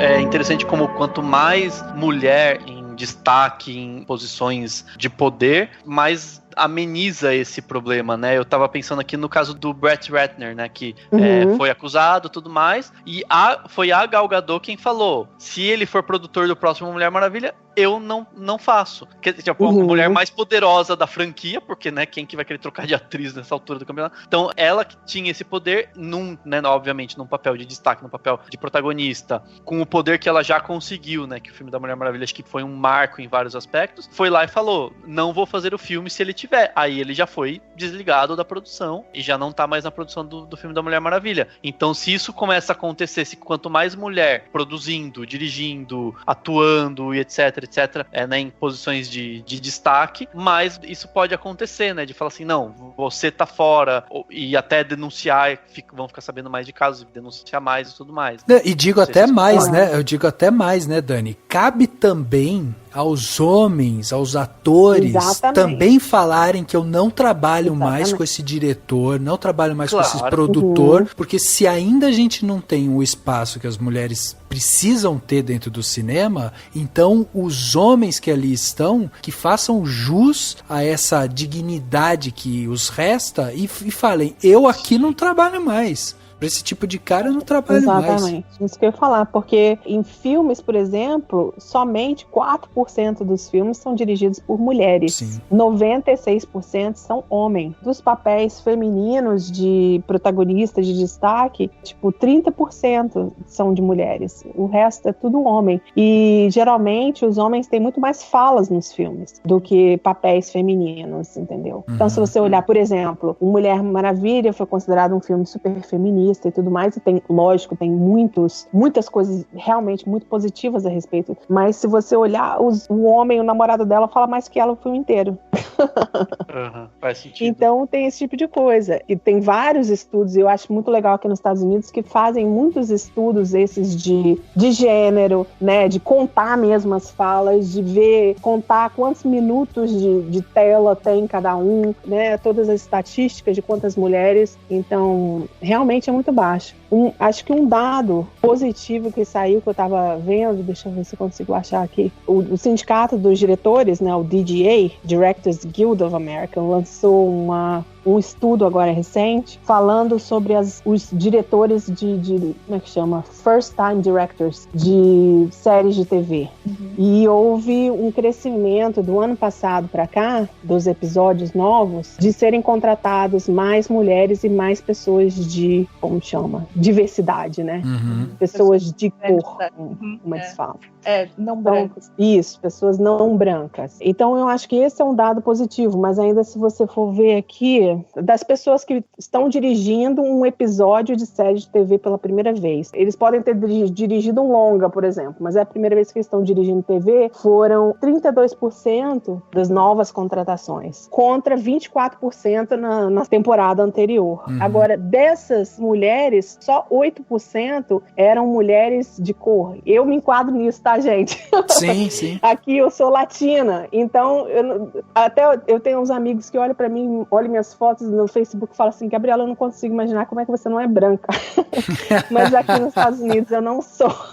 Não é. Então é esses 8% aí que eu tô disputando. Então, eu acho que teve, assim, eu tenho feito bastante cobertura de série de TV, né? Então tem umas iniciativas que você vê que são importantes, do tipo, a própria Ava DuVernay contratou só mulheres para dirigir Queen Sugar, por exemplo. O Room 104, que tá na HBO, que é dos irmãos Duplass. 50% dos episódios foram dirigidos por mulheres, então é uma iniciativa masculina, né? Que em geral é isso, né? Então, quando a Nicole Kidman fala que ela vai fazer um filme dirigido por homem e um por mulher, é uma iniciativa que parte de uma mulher. É importante que os homens em posição, né? Assim, exato. Ela quando ela tá numa posição privilegiada na indústria, ela pode fazer isso. Que bom! Ela e a Reese Witherspoon tá procurando histórias femininas para produzir, entendeu? E assim que vem Big Little Lies e tal. Mas assim, é importante que os homens da indústria também tenham esse pensamento. Também contratem pessoas que não sejam homens brancos, né? Sim, porque senão fica difícil. Eles têm muito mais poder do que as mulheres ainda. Então... É muita brodagem, gente. Muita brodagem. Vocês não têm noção de como é. Hoje saiu um artigo bem interessante falando sobre o caso Bryan Singer, né? Que acabou de ser demitido da biografia do Queen, falando justamente como ele é privilegiado, entendeu? Por ser um homem branco, como ele é privilegiado. Porque, assim, se fosse uma mulher na posição dele, imagina, ela nunca mais teria trabalhado. Porque esse cara já aprontou tantas, não é o primeiro filme que ele apronta. Exato. Ele é acusado de abuso sexual, ele é acusado de pedofilia, ele é acusado de 1 milhão de coisas e assim, sumiu em vários, tava sempre meio chapado nos filmes e tá aí, continua. Dirigindo um filme de milhões e milhões de dólares. Né? A gente fez um podcast, o 247, quando a gente falou sobre mulheres na direção e que diferença isso faz. E a gente trouxe aqui uma jornalista e tal, que tem um site, né, que traz exatamente os números falando sobre as mulheres na direção e tal. Então, é interessante para quem quiser se aprofundar um pouco mais nisso, escutar também esse podcast, porque lá a gente até fala justamente sobre essa barra de paciência, que assim, a mulher ela tem muito menos oportunidade para realizar o seu trabalho, e quando realiza, a paciência com ela é minúscula, porque se ela errar uma vez, acabou a oportunidade dela. Então assim, é uma pressão muito grande para quem quer fazer cinema, para quem tá tentando, e faz parte do percurso, do seu crescimento como cineasta, fazer filmes bons, fazer filmes ruins, acertar, errar, é normal isso, né? Mal de público, né? E mal de público, voltar a fazer um outro e tal. Até quando vocês estavam falando sobre isso, o Singer, que foi demitido agora do filme do Queen e tal, eu lembrei justamente sobre esses dinossauros que ainda continuam, né? Um dos casos mais emblemáticos que eu acho é justamente do Woody Allen, que acaba tendo uma série de problemas que envolvem assédio. Ele foi acusado pela filha adotiva, a Gillian Farrell, né? Acusou ele de agressão sexual, e na carta que ela faz, que foi publicada depois nos jornais e tal, nos Estados Unidos, na carta que ela faz, tem um momento que ela fala assim: e se fosse com um filho de vocês, em Cate Blanchett, em Louis C.K., em Alec Baldwin, e se acontecesse com você, em Emma Stone, em Scarlett Johansson? Tipo, ela cita nominalmente os atores que fazem questão de trabalhar ainda com esse cara. E tem gente que ainda, né, tá fazendo o filme com ele, que depois sai da produção e fala: puta, olha, me arrependi depois que eu fui lá, fiz filme com ele e tal. Porque assim, é difícil. Aí existe aquela discussão que a gente já teve aqui também e tal, que é de você desvincular o nome daquela pessoa, a obra que ela tá realizando. Então assim, tem gente que vai falar: porra, eu não vou mais assistir filme nenhum da Miramax, porque é do Harvey. Eu não vou mais ver filme nenhum do Woody Allen e tal, porque é do Woody Allen e tal. Aí existe essa discussão que acaba sendo difícil, né, das pessoas conseguirem equilibrar os pratos ali e tal, porque ao mesmo tempo que às vezes tem uma obra que reflete sobre tanta coisa, que traz, né, à luz tantas discussões e tal, ao mesmo tempo ela carrega com ela uma sombra de alguém que tá sujo no mercado e que continua tendo oportunidade porque tem influência, entendeu? É o caso do Mel Gibson, né, também, que, enfim, né, também, se fosse com uma mulher, teria acabado a carreira, e ele tá lá, tá bonitão, né, no filme lá. Sim, eu fui num evento, não vou nem falar onde foi o evento pra ninguém, mas tinha um cara lá que era agente e que trabalhou com ele, e ele, pra plateia inteira, ele falou assim: olha, gente, vocês podem dizer o que vocês quiserem, mas o Mel Gibson é uma pessoa maravilhosa, é porque vocês não conhecem ele, e eu não tô nem aí pra opinião de vocês. Assim. Todo mundo que eu entrevistei e tal, enfim, e não é só porque era pra câmera e tal, as pessoas espontaneamente falam bem do Mel Gibson. Ele é um cara querido na indústria, entendeu? Que é diferente do Kevin Spacey, por exemplo, entendeu? Então, assim, isso conta? Eu acho que conta. Tô falando, pra volta dele, conta, com certeza. Claro, é a brodagem, né? O negócio. Então, assim, conta, sabe? Esse lado conta sem dúvida. Essa questão de separar pessoa e obra é super complexa, e eu mesma tenho várias atitudes contraditórias em relação a isso. Porque eu acho é difícil, se você pensar na história, muita gente ruim fez muita obra-prima. Sim, né? Sim. Gente ruim, nazista, tal, também, sabe? Abusador de todos os tipos e tal. Então, assim, é uma questão complexa. Eu acho que agora a gente está começando a pensar mais nisso. Então, não é uma coisa que eu tenho uma resposta pronta para dar, sabe? Bom, por dever profissional, eu tenho que ver os filmes do Woody Allen. Mesmo se eu falar assim, eu não vou ver, não adianta, eu tenho que ver. E tenho que tentar ser o mais objetivo que eu possa na análise da obra. Só que, claro, que tudo influencia, porque eu sou uma pessoa, eu não sou um robô programado para, né, pra analisar. E não custa sempre lembrar, que sempre que possível dar uma lembrada nas pessoas, né? Assim, o Woody Allen, aquele cara que fez aquilo. O fulano que também fez aquilo.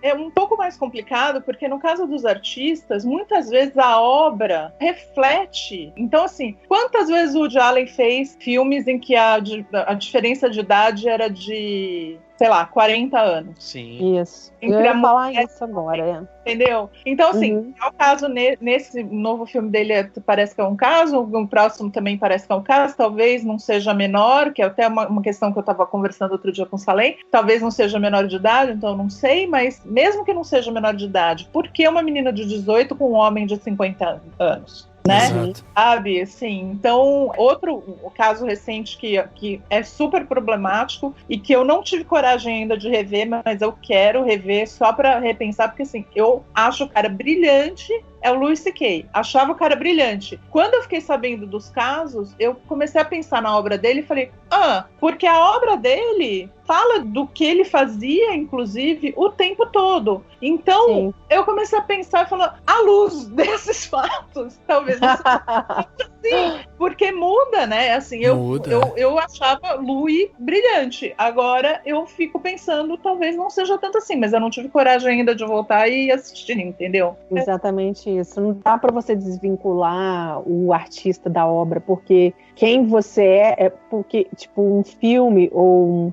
uma série, uma produção artística é a sua visão de mundo. Então não tem como você ser um estuprador, um abusador e não ter uma visão de mundo que não reflita isso na sua obra de alguma forma.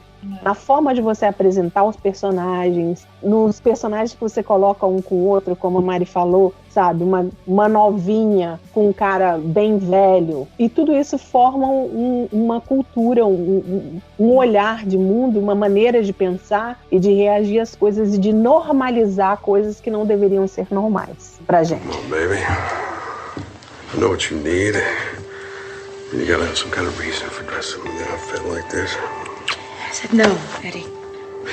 No, spelled Y-E-S. No, spelled N-O.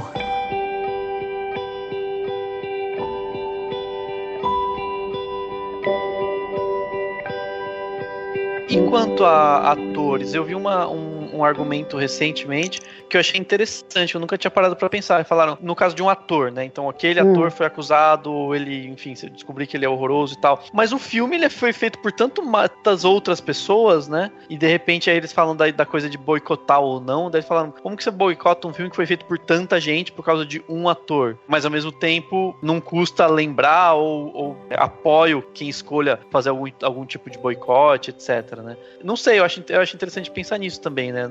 Nessa questão, tipo, até que ponto eu só crio algum tipo de resistência ou eu não vejo, sabe? Eu não vou ver o próximo filme lá do Animais Fantásticos porque tem o Johnny Depp, eu tô com um ranço dele, mas eu fui ver o Assassinato no Expresso do Oriente, eu fui assistir porque, vamos ver como é que foi e tudo mais, e pelo menos você vê ele esfaqueado, também tem uma...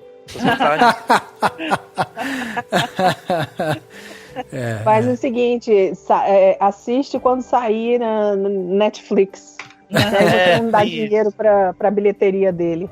Entendeu? Sim. Porque quanto mais o filme der... Porque assim, também a gente tem que pensar o seguinte, é ator, mas Hollywood é pautada no sistema de estrelas. Então, se você fizer uma enquete entre os distribuidores no mundo, existe uma lista de atores que são os atores que eles consideram que dá dinheiro.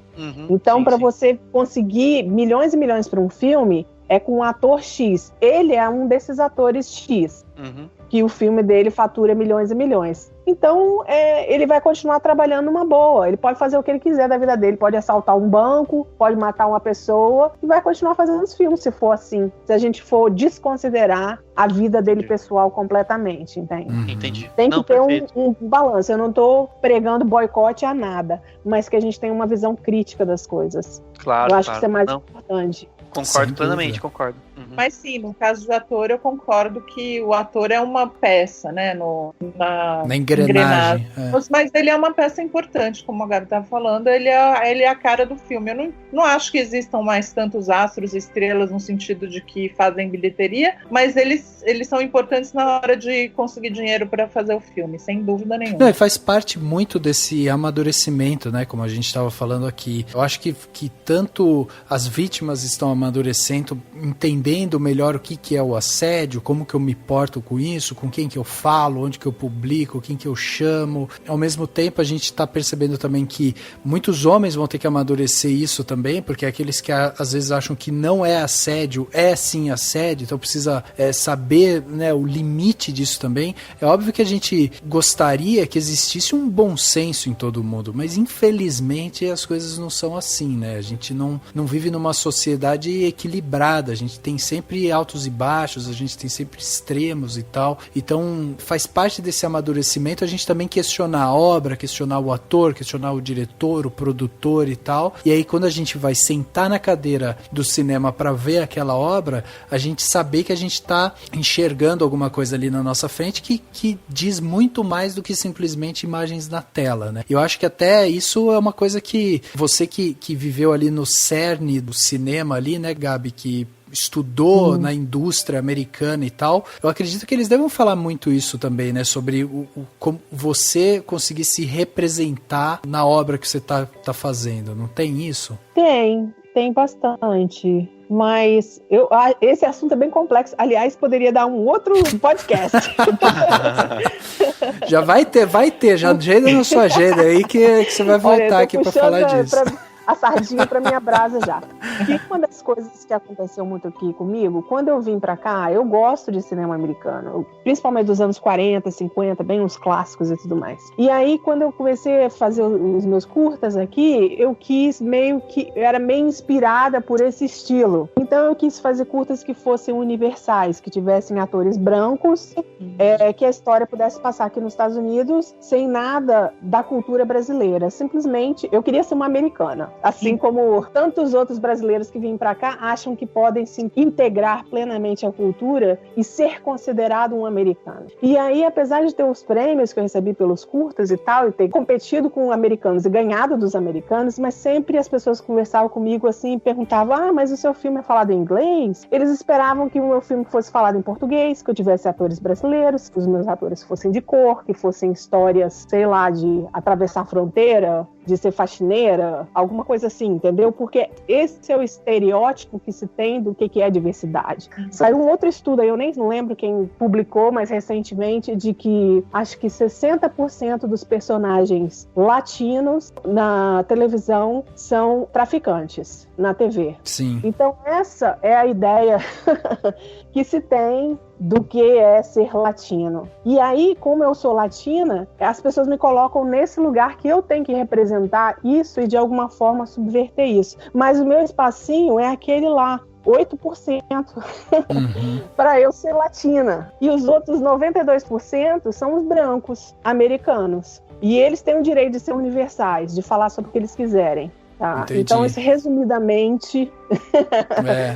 Acho que eu saí um pouco do tema do podcast, mas... Não, mas dá para entender também, que é justamente essa visão, acaba sendo uma visão quadrada também, né? E como a indústria também, ela tem um gap aí, né, de tempo, que às vezes ela precisa se adaptar também, porque é uma visão antiga, é uma visão arcaica ainda, né, de mundo, inclusive. E aí você percebe que mesmo lá dentro, quando você vê uma pessoa que está estudando no mercado americano e tal, você ainda sofre isso, porque apesar de ser uma indústria moderna, que traz tecnologia, que aguça a nossa imaginação e tal, quer dizer, ela trabalha muito com o que não é material, que não é tátil, né? Trabalha muito com o imaginário, e aí soa tudo muito moderno, tudo muito tecnológico, muito pra frente, uma visão, sabe, otimista e tal. E às vezes ali no cerne não é uma coisa arcaica, uma coisa conservadora, que ainda trabalha com pessoas como Harvey, como, sabe, que tem lá a visão de que não, tem que ser latino, tem que se encaixar aqui, ó, mulher se encaixa aqui. É como falaram no nosso podcast sobre mulheres na direção. A mulher serve para dirigir o quê?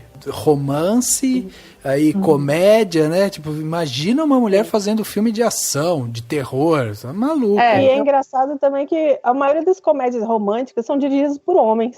Então não tem espaço nenhum pra gente, na verdade. Pois é. Por isso que eu acho que é importante nomões, né, entre as mulheres, já mulheres consagradas. Por exemplo, você tem uma Catherine Bigelow, que faz filmes, não necessariamente tem protagonistas femininas, inclusive, entendeu? E tem a Sofia Coppola, que só faz filmes com protagonistas femininas, e é outra visão, e tararã. São duas mulheres brancas, enfim, não são duas mulheres né, com outra representatividade, mas por que não, entendeu? Por que os homens podem fazer comédia romântica, filme de terror, filme policial, filme de ação, e mulher só pode fazer um tipo de filme? A Sofia fazendo o cinema dela e a Catherine Bigelow tá lá fazendo o cinema dela, e aqui no meio tem espaço para um monte de outras pessoas fazerem o cinema delas, entendeu?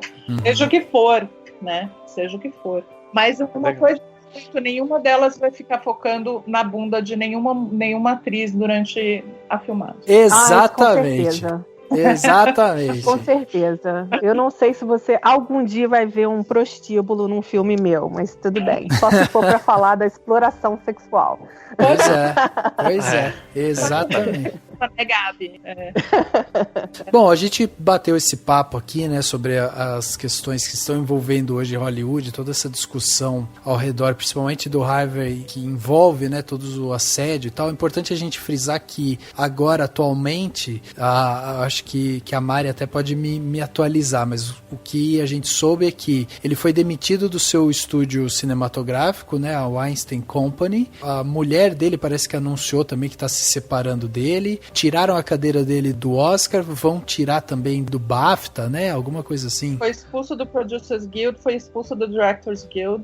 Para sempre. Exato. Então, assim, é um cara que, tipo, ele tá sofrendo as sanções, assim, dentro da indústria ali, e além disso, também vai sofrer toda a parte legal, né? Vai passar por toda a investigação, tá sendo investigado, vai passar por toda a denúncia e tal. Então, assim, a gente ainda vai ver um desfecho disso, vai ver se ele vai ser condenado, se não vai e tal. E é um caso, tipo, hoje talvez seja o maior caso, né? O maior escândalo que a gente viu dentro de Hollywood nessa questão de assédio, por mais que seja uma coisa que aconteça há muito tempo, e infelizmente ainda assim é uma coisa que assombra a indústria, mas que a gente espera que a conversa que a gente teve hoje aqui, que as coisas que a gente trouxe e tal, não cessem a discussão, que as pessoas ainda continuem acompanhando isso, continuem denunciando, continuem olhando pro lado, homem, mulher, pessoal LGBT, todo mundo que vive isso e que sofre isso no dia a dia. É necessário esse olhar bem cuidadoso para que a gente, principalmente, sabe, a gente tenha o cuidado com o próximo, com a pessoa do lado, que a gente tenha essa empatia com a pessoa do lado e que a gente saiba também que às vezes a pessoa que está sofrendo aquela situação não sabe sair dela, e às vezes cabe a gente que está ali convivendo com isso, consiga, sabe, fazer alguma coisa para ajudar. Então vamos continuar policiando essa situação. Tem o dó do Jimmy Kimmel, né? Ele vai ter que falar sobre isso no Oscar. Tipo, vai ter não, né? Mas com certeza isso vai pautar o Oscar, ele vai ter que falar sobre isso e ainda fazer as pessoas rirem, né? Sim. Sei lá como. Coitado dele pra fazer isso. Coitado dele.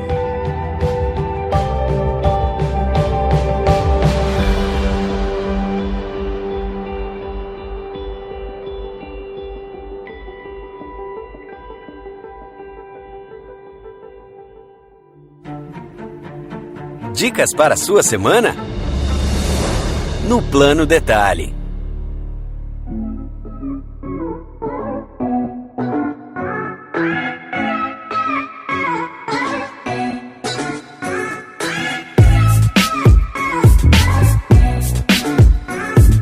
Chegando aqui no Plano Detalhe, aquele momento agora relax, né? Vamos dar aquela respirada para a gente trazer aquela dica maravilhosa para que nossos ouvintes consigam desfrutar um pouco melhor aí da sua semana, possam aí ficar mais contentes e alegres, né? E ter uma semana mais relax, apesar de reflexiva. Então, Dani, vamos começar por você dessa vez. O que você trouxe pra gente de Plano Detalhe? O que você vai indicar aí? Eu vou indicar um livro que eu comecei a ler, ainda não terminei, mas gostei do que eu li, que é um livro do Leandro Carnal. Eu sei que tem muita gente que não gosta dele, tem muita gente que ama ele, tem de tudo.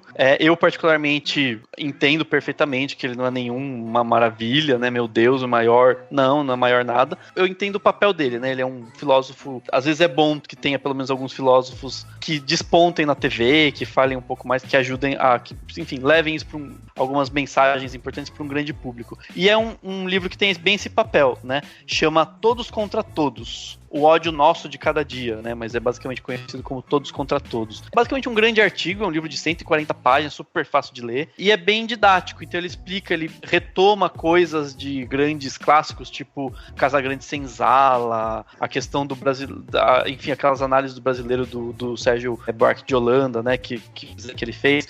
Ele pega essas coisas e vai costurando e analisando o Brasil, que muita gente fala que o brasileiro, esse conceito que ainda se carrega, né, na sociedade brasileira, que o brasileiro não é muito racista, não teve guerra civil no Brasil, o Brasil é um país pacífico, etc. E ele vai desconstruindo isso, explicando e tentando analisar esse ódio que existe no brasileiro, quase que arraigado, e que gerou toda essa polarização, né, direita versus esquerda, bolacha versus biscoito até, mas é bem interessante, e é bem didático, então assim, pra quem entende muito de sociologia, pra quem já estudou pra caramba, não precisa comprar, mas se alguém quer ter uma visão um pouco mais legal, ou quiser indicar pra algum amigo que talvez, enfim, precise entender um pouco melhor sobre isso, eu acho bem bacana, é bem didático, bem leve, então vou indicar esse livro hoje. Muito bem, tá aí então, livro indicado, tá anotado aqui no post pra quem quiser ver qual que é o livro e tal. Livro curtinho, né, Dani? Pequenininho. É, super leve, super dá tranquilo, pra ler dá pra ler até numa sentada. Dá pra ler numa tarde, é sério.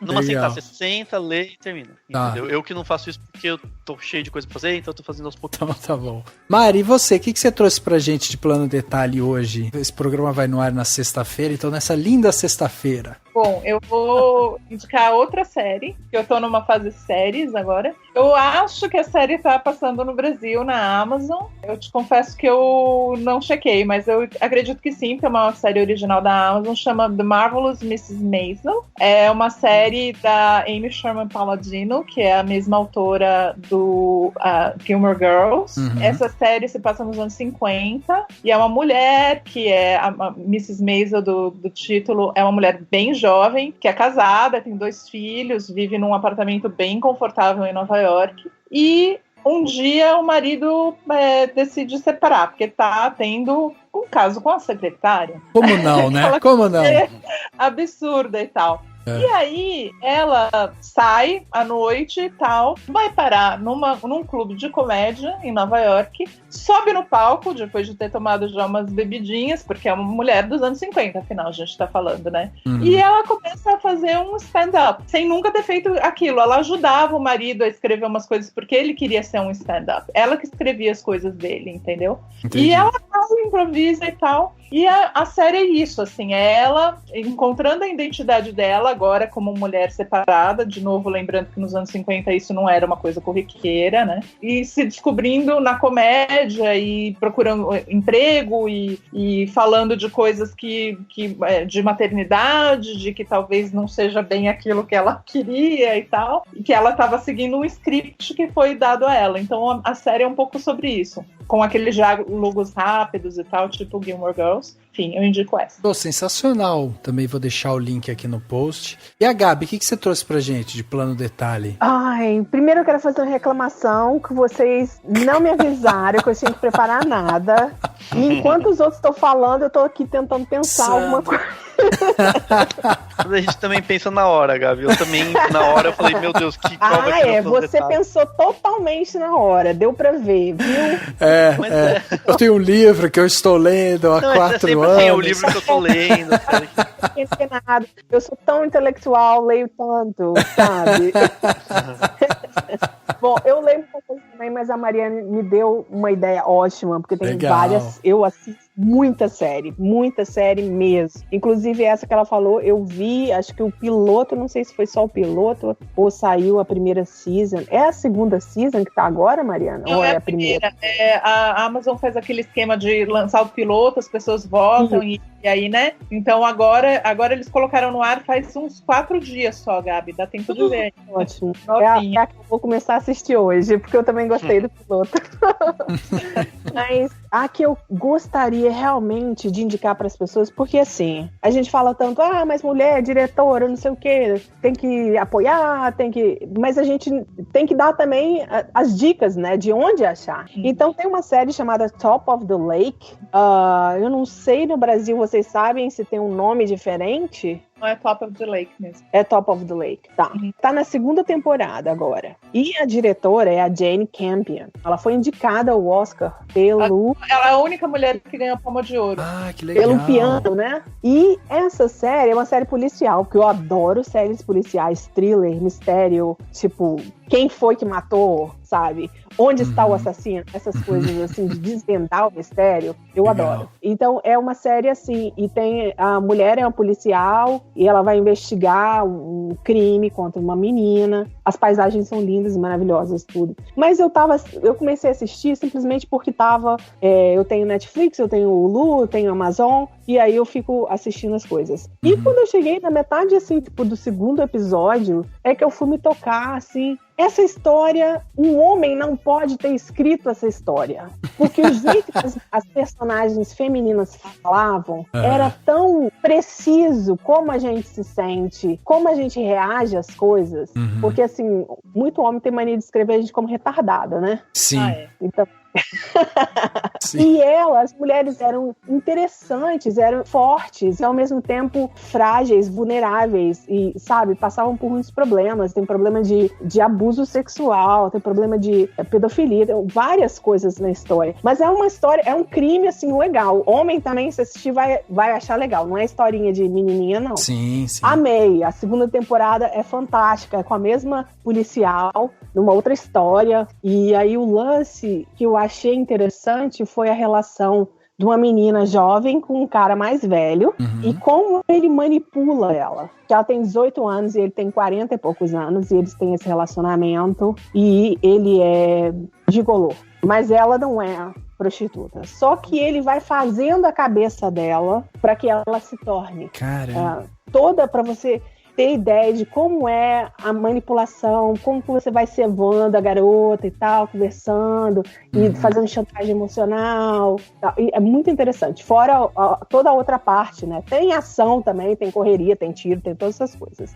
Então, uma história de qualidade e que tem um lugar diferenciado do que a gente tá acostumado. O que eu tô achando legal é que, assim, tem poucos episódios, né? Então quem quiser acompanhar dá tempo. E eu tava olhando aqui no IMDb, ele tá dizendo assim, começou em 2013, aí a segunda temporada saiu em 2017. Com um tempo aí sem dar as caras, né? Uns bons 4 anos. Eu não li sobre o assunto, eu não sei se a Mariane leu, mas eu imagino que deve ser a dificuldade de conseguir financiamento, né? Eu acho que às vezes também ela pode ter, enfim, Jane Campion, né? Ela também pode ter se dado... E às vezes, assim, como é uma produção que não é uma produção... A HBO faz isso às vezes também. O roteirista fala, desculpa, não posso fazer uma temporada por ano. E eles falam, ok, tudo bem, não precisa ser uma temporada por ano, né?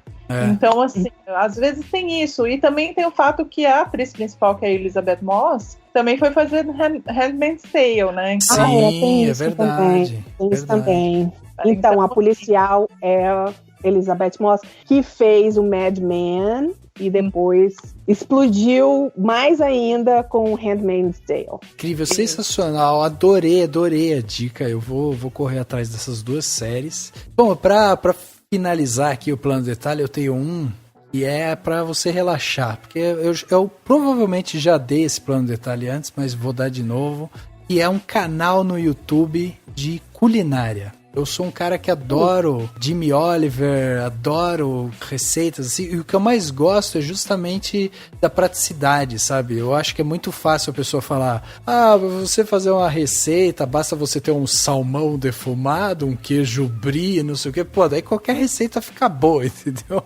Eu gosto do arroz e feijão ali, tipo, você vai pegar uma cebola, vai picar, vai jogar um pouco de azeite, lá. E tem um cara que eu acho sensacional, super didático, e o formato do canal dele me chama muito a atenção, que é o Alex, e ele tem um canal no YouTube que se chama Alex French Guy Cooking. Ele tá aí com quase 400 mil inscritos lá, e o que eu mais gosto dele é que ele sempre ele faz às vezes algumas temporadas onde ele tenta fazer algumas pesquisas, tenta desvendar alguns mistérios e tal por trás de alguma comida. Então vou dar um exemplo. Recentemente ele falou que um dos vícios dele são esses macarrões instantâneos, né? Tipo, aqui no Brasil tem o miojo. E aí ele falou, eu não posso mais comer isso, porque eu sei que isso daqui tem muito sal, tem muito açúcar, tem muito sal, é feito de forma industrial, tem várias coisas aqui que não são boas para o meu organismo e tal. Então, quer saber? Eu vou fazer meus próprios macarrões instantâneos. E ele fez uma série de mais ou menos uns 3 episódios, assim, onde ele mostra ele fazendo primeiro o macarrão, aí ele vai desenvolver como é que ele vai fazer para esse macarrão ficar instantâneo, né? Então ele desenvolve uma técnica, aí depois ele desenvolve o tempero para esse macarrão, faz tudo a natura, né? Então vai lá, compra farinha, compra o fermento, faz o macarrão, passa lá o macarrão pela maquininha para fazer os espaguetes e tal. Então eu acho muito legal isso, porque ele torna tudo muito mais palpável, sabe? Gosto muito do formato dele de canal, porque é uma coisa quase que um vlog, assim, também. Ele segura muito a câmera com a mão, caminha com você pelas ruas, aí ele para no mercadinho para comprar alguma coisa, você tá ali acompanhando ele e tal. Então eu gosto muito desse olhar, entre aspas, científico que ele traz, né? E das curiosidades que ele faz com que a gente conheça por trás da culinária. É um cara super simpático, já inclusive respondeu o comentário que eu deixei para ele em vídeo e tal, que ele falei sobre feijoada, ele respondeu. Então, é um cara que vale a pena ir lá conhecer para quem gosta de cozinhar e gosta de uma cozinha fácil, uma cozinha simples assim. O Alex French Guy Cooking no YouTube.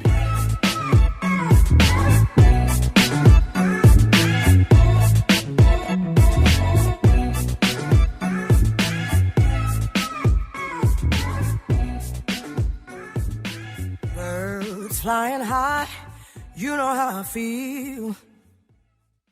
Sun in the sky, you know how I feel.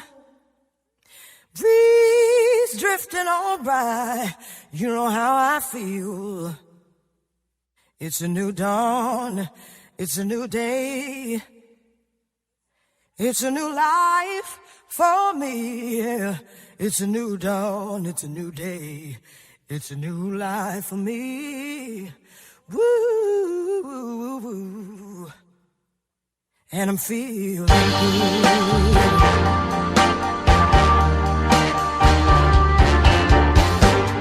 Chegando ao final de mais um podcast, agora podcast Cinemação 256, falamos aqui sobre todos os problemas que estão envolvendo Hollywood, né? O efeito Harvey Weinstein, né? Que foi um dos caras aí que realmente tá com o holofote em cima dele, justamente por conta da quantidade de assédio que esse cara tá sendo acusado. Então a gente bateu esse papo aqui com a Mari, com a Gabi, duas pessoas maravilhosas que vieram aqui dar a luz da sua sabedoria para nós. Espero que todo mundo que escute esse podcast que consiga refletir um pouco mais sobre suas ações no dia a dia e tal, e reflita também sobre o tipo de conteúdo que você consome. Acho que isso que é o mais importante, né? Eu só tenho que agradecer aqui a Mari, segundo podcast consecutivo, ela tá aqui com a gente, ter a paciência para falar aqui com a gente. Então, Mari, muito obrigado pela sua participação em mais um Cinemação. Eu que agradeço. Obrigada por me deixar falar bastante de novo. E Mari, só lembra o pessoal, porque pode ter gente que não escutou outro podcast, então só lembra o pessoal como é que faz pra te escutar, porque tem o Oscarizando, que você tá lá analisando o filme e tal, mas você também tá em vários outros canais, né? Tem o Oscarizando, que eu faço com o Rodrigo Salem, que a gente comenta os filmes prováveis indicados ao Oscar, né? Isso é o nosso podcast. E, fora isso, eu escrevo para alguns veículos no Brasil, o site da Veja, o Estadão, a revista Cláudia, a revista VIP, e aí por aí vai. Muita coisa, muita coisa. Gabi, eu também tenho que agradecer sua participação aqui, mais uma vez maravilhosa. A primeira vez que você veio, você contou da sua experiência, né, na época você ainda estava fazendo cursos, já estava pensando o que você queria fazer e tal, e agora você veio já com esse olhar muito mais maduro, né, de uma pessoa que tá aí já vivendo o dia a dia, o cotidiano e tal. Então é muito legal a gente ver esse seu percurso. De uma certa forma, você está deixando sua história aqui registrada no Cinemação, né? Então eu queria agradecer também você por vir aqui compartilhar isso com a gente, e como eu falei, se a gente não te chamar mais, você pode culpar o Daniel, porque por mim você vai voltar. Ai, meu Deus. Pois é, eu adorei. Você sabe que aqui, já tem 7 anos que eu tô morando aqui agora, né? Não, foi rapidinho. Mas aqui não tem esse costume da pessoa ir pro barzinho, bater papo e tomar cerveja. Então, eu não estou tomando cerveja aqui, mas pelo menos a parte do bate-papo no boteco, assim, pra mim, é a mesma coisa. É verdade. De falar sobre assuntos interessantes, dar risada. Então, adorei também. Que bom. Não tem um lugar... Bom, você me acha no Facebook, eu sou péssima de Instagram, péssima Twitter, eu tenho uma conta que deve estar com teia de aranha lá, mas... Mas quem tiver curiosidade, quiser, não sei. Eu tô fazendo o meu site. Eu lembro que você tinha, né, um site, um blog, alguma coisa assim, você tinha, mas eu entrei nele lá, eu vi que o último post foi em 2015, Gabi. Pô. Exatamente. Eu falei pra todo mundo, não estou mais aqui. Mas eu deixei assim. Tipo, me mudei. Chama Brazilian Girl in LA. Isso. E foi o blog que eu comecei quando eu vim para os Estados Unidos para estudar cinema. Então, todas as minhas experiências lá, inclusive de tirar visto, de alugar um apartamento, de comprar um carro, de coisas básicas assim, e de como são as aulas, como é que tem que ser o nível de inglês que você tem que ter. Todas essas perguntas que várias pessoas sempre me perguntaram, principalmente jovens que têm o sonho de vir morar nos Estados Unidos, vir morar em Hollywood e fazer cinema, né, ou um curso de interpretação, ou mesmo ser cineasta. Então tem lá uma seção chamada FAQ, F-A-Q, né, que é Frequently Asked Questions em inglês, e tem lá as perguntas das pessoas que me enviaram e a minha resposta, e eu fiz as perguntas tanto em português quanto em inglês, então as pessoas ainda podem ver isso, mas eu tô fazendo um site agora que eu vou botar os meus, que eu tenho 3 curtas que eu fiz aqui. Legal. E esses curtas ganharam 9 prêmios e 6 indicações em festivais americanos. Pô, sensacional, hein?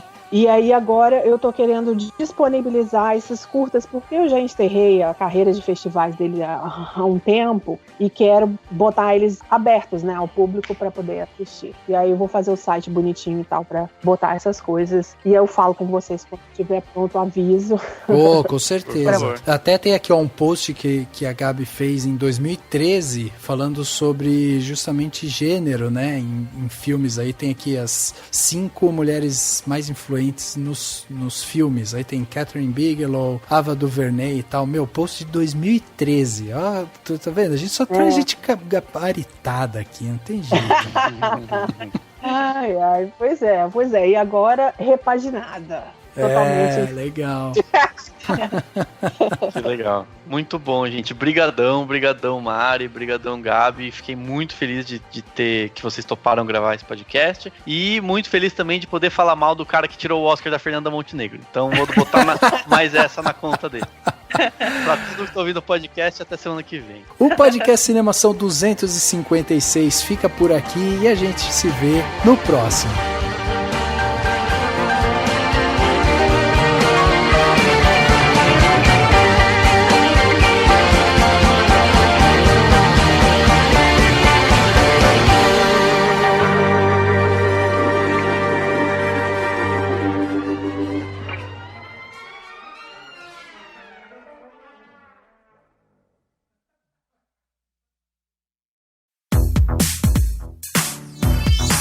Esse podcast foi editado pela Isso Aí Design. Tudo isso é forma com função. É design estratégico. É isso aí.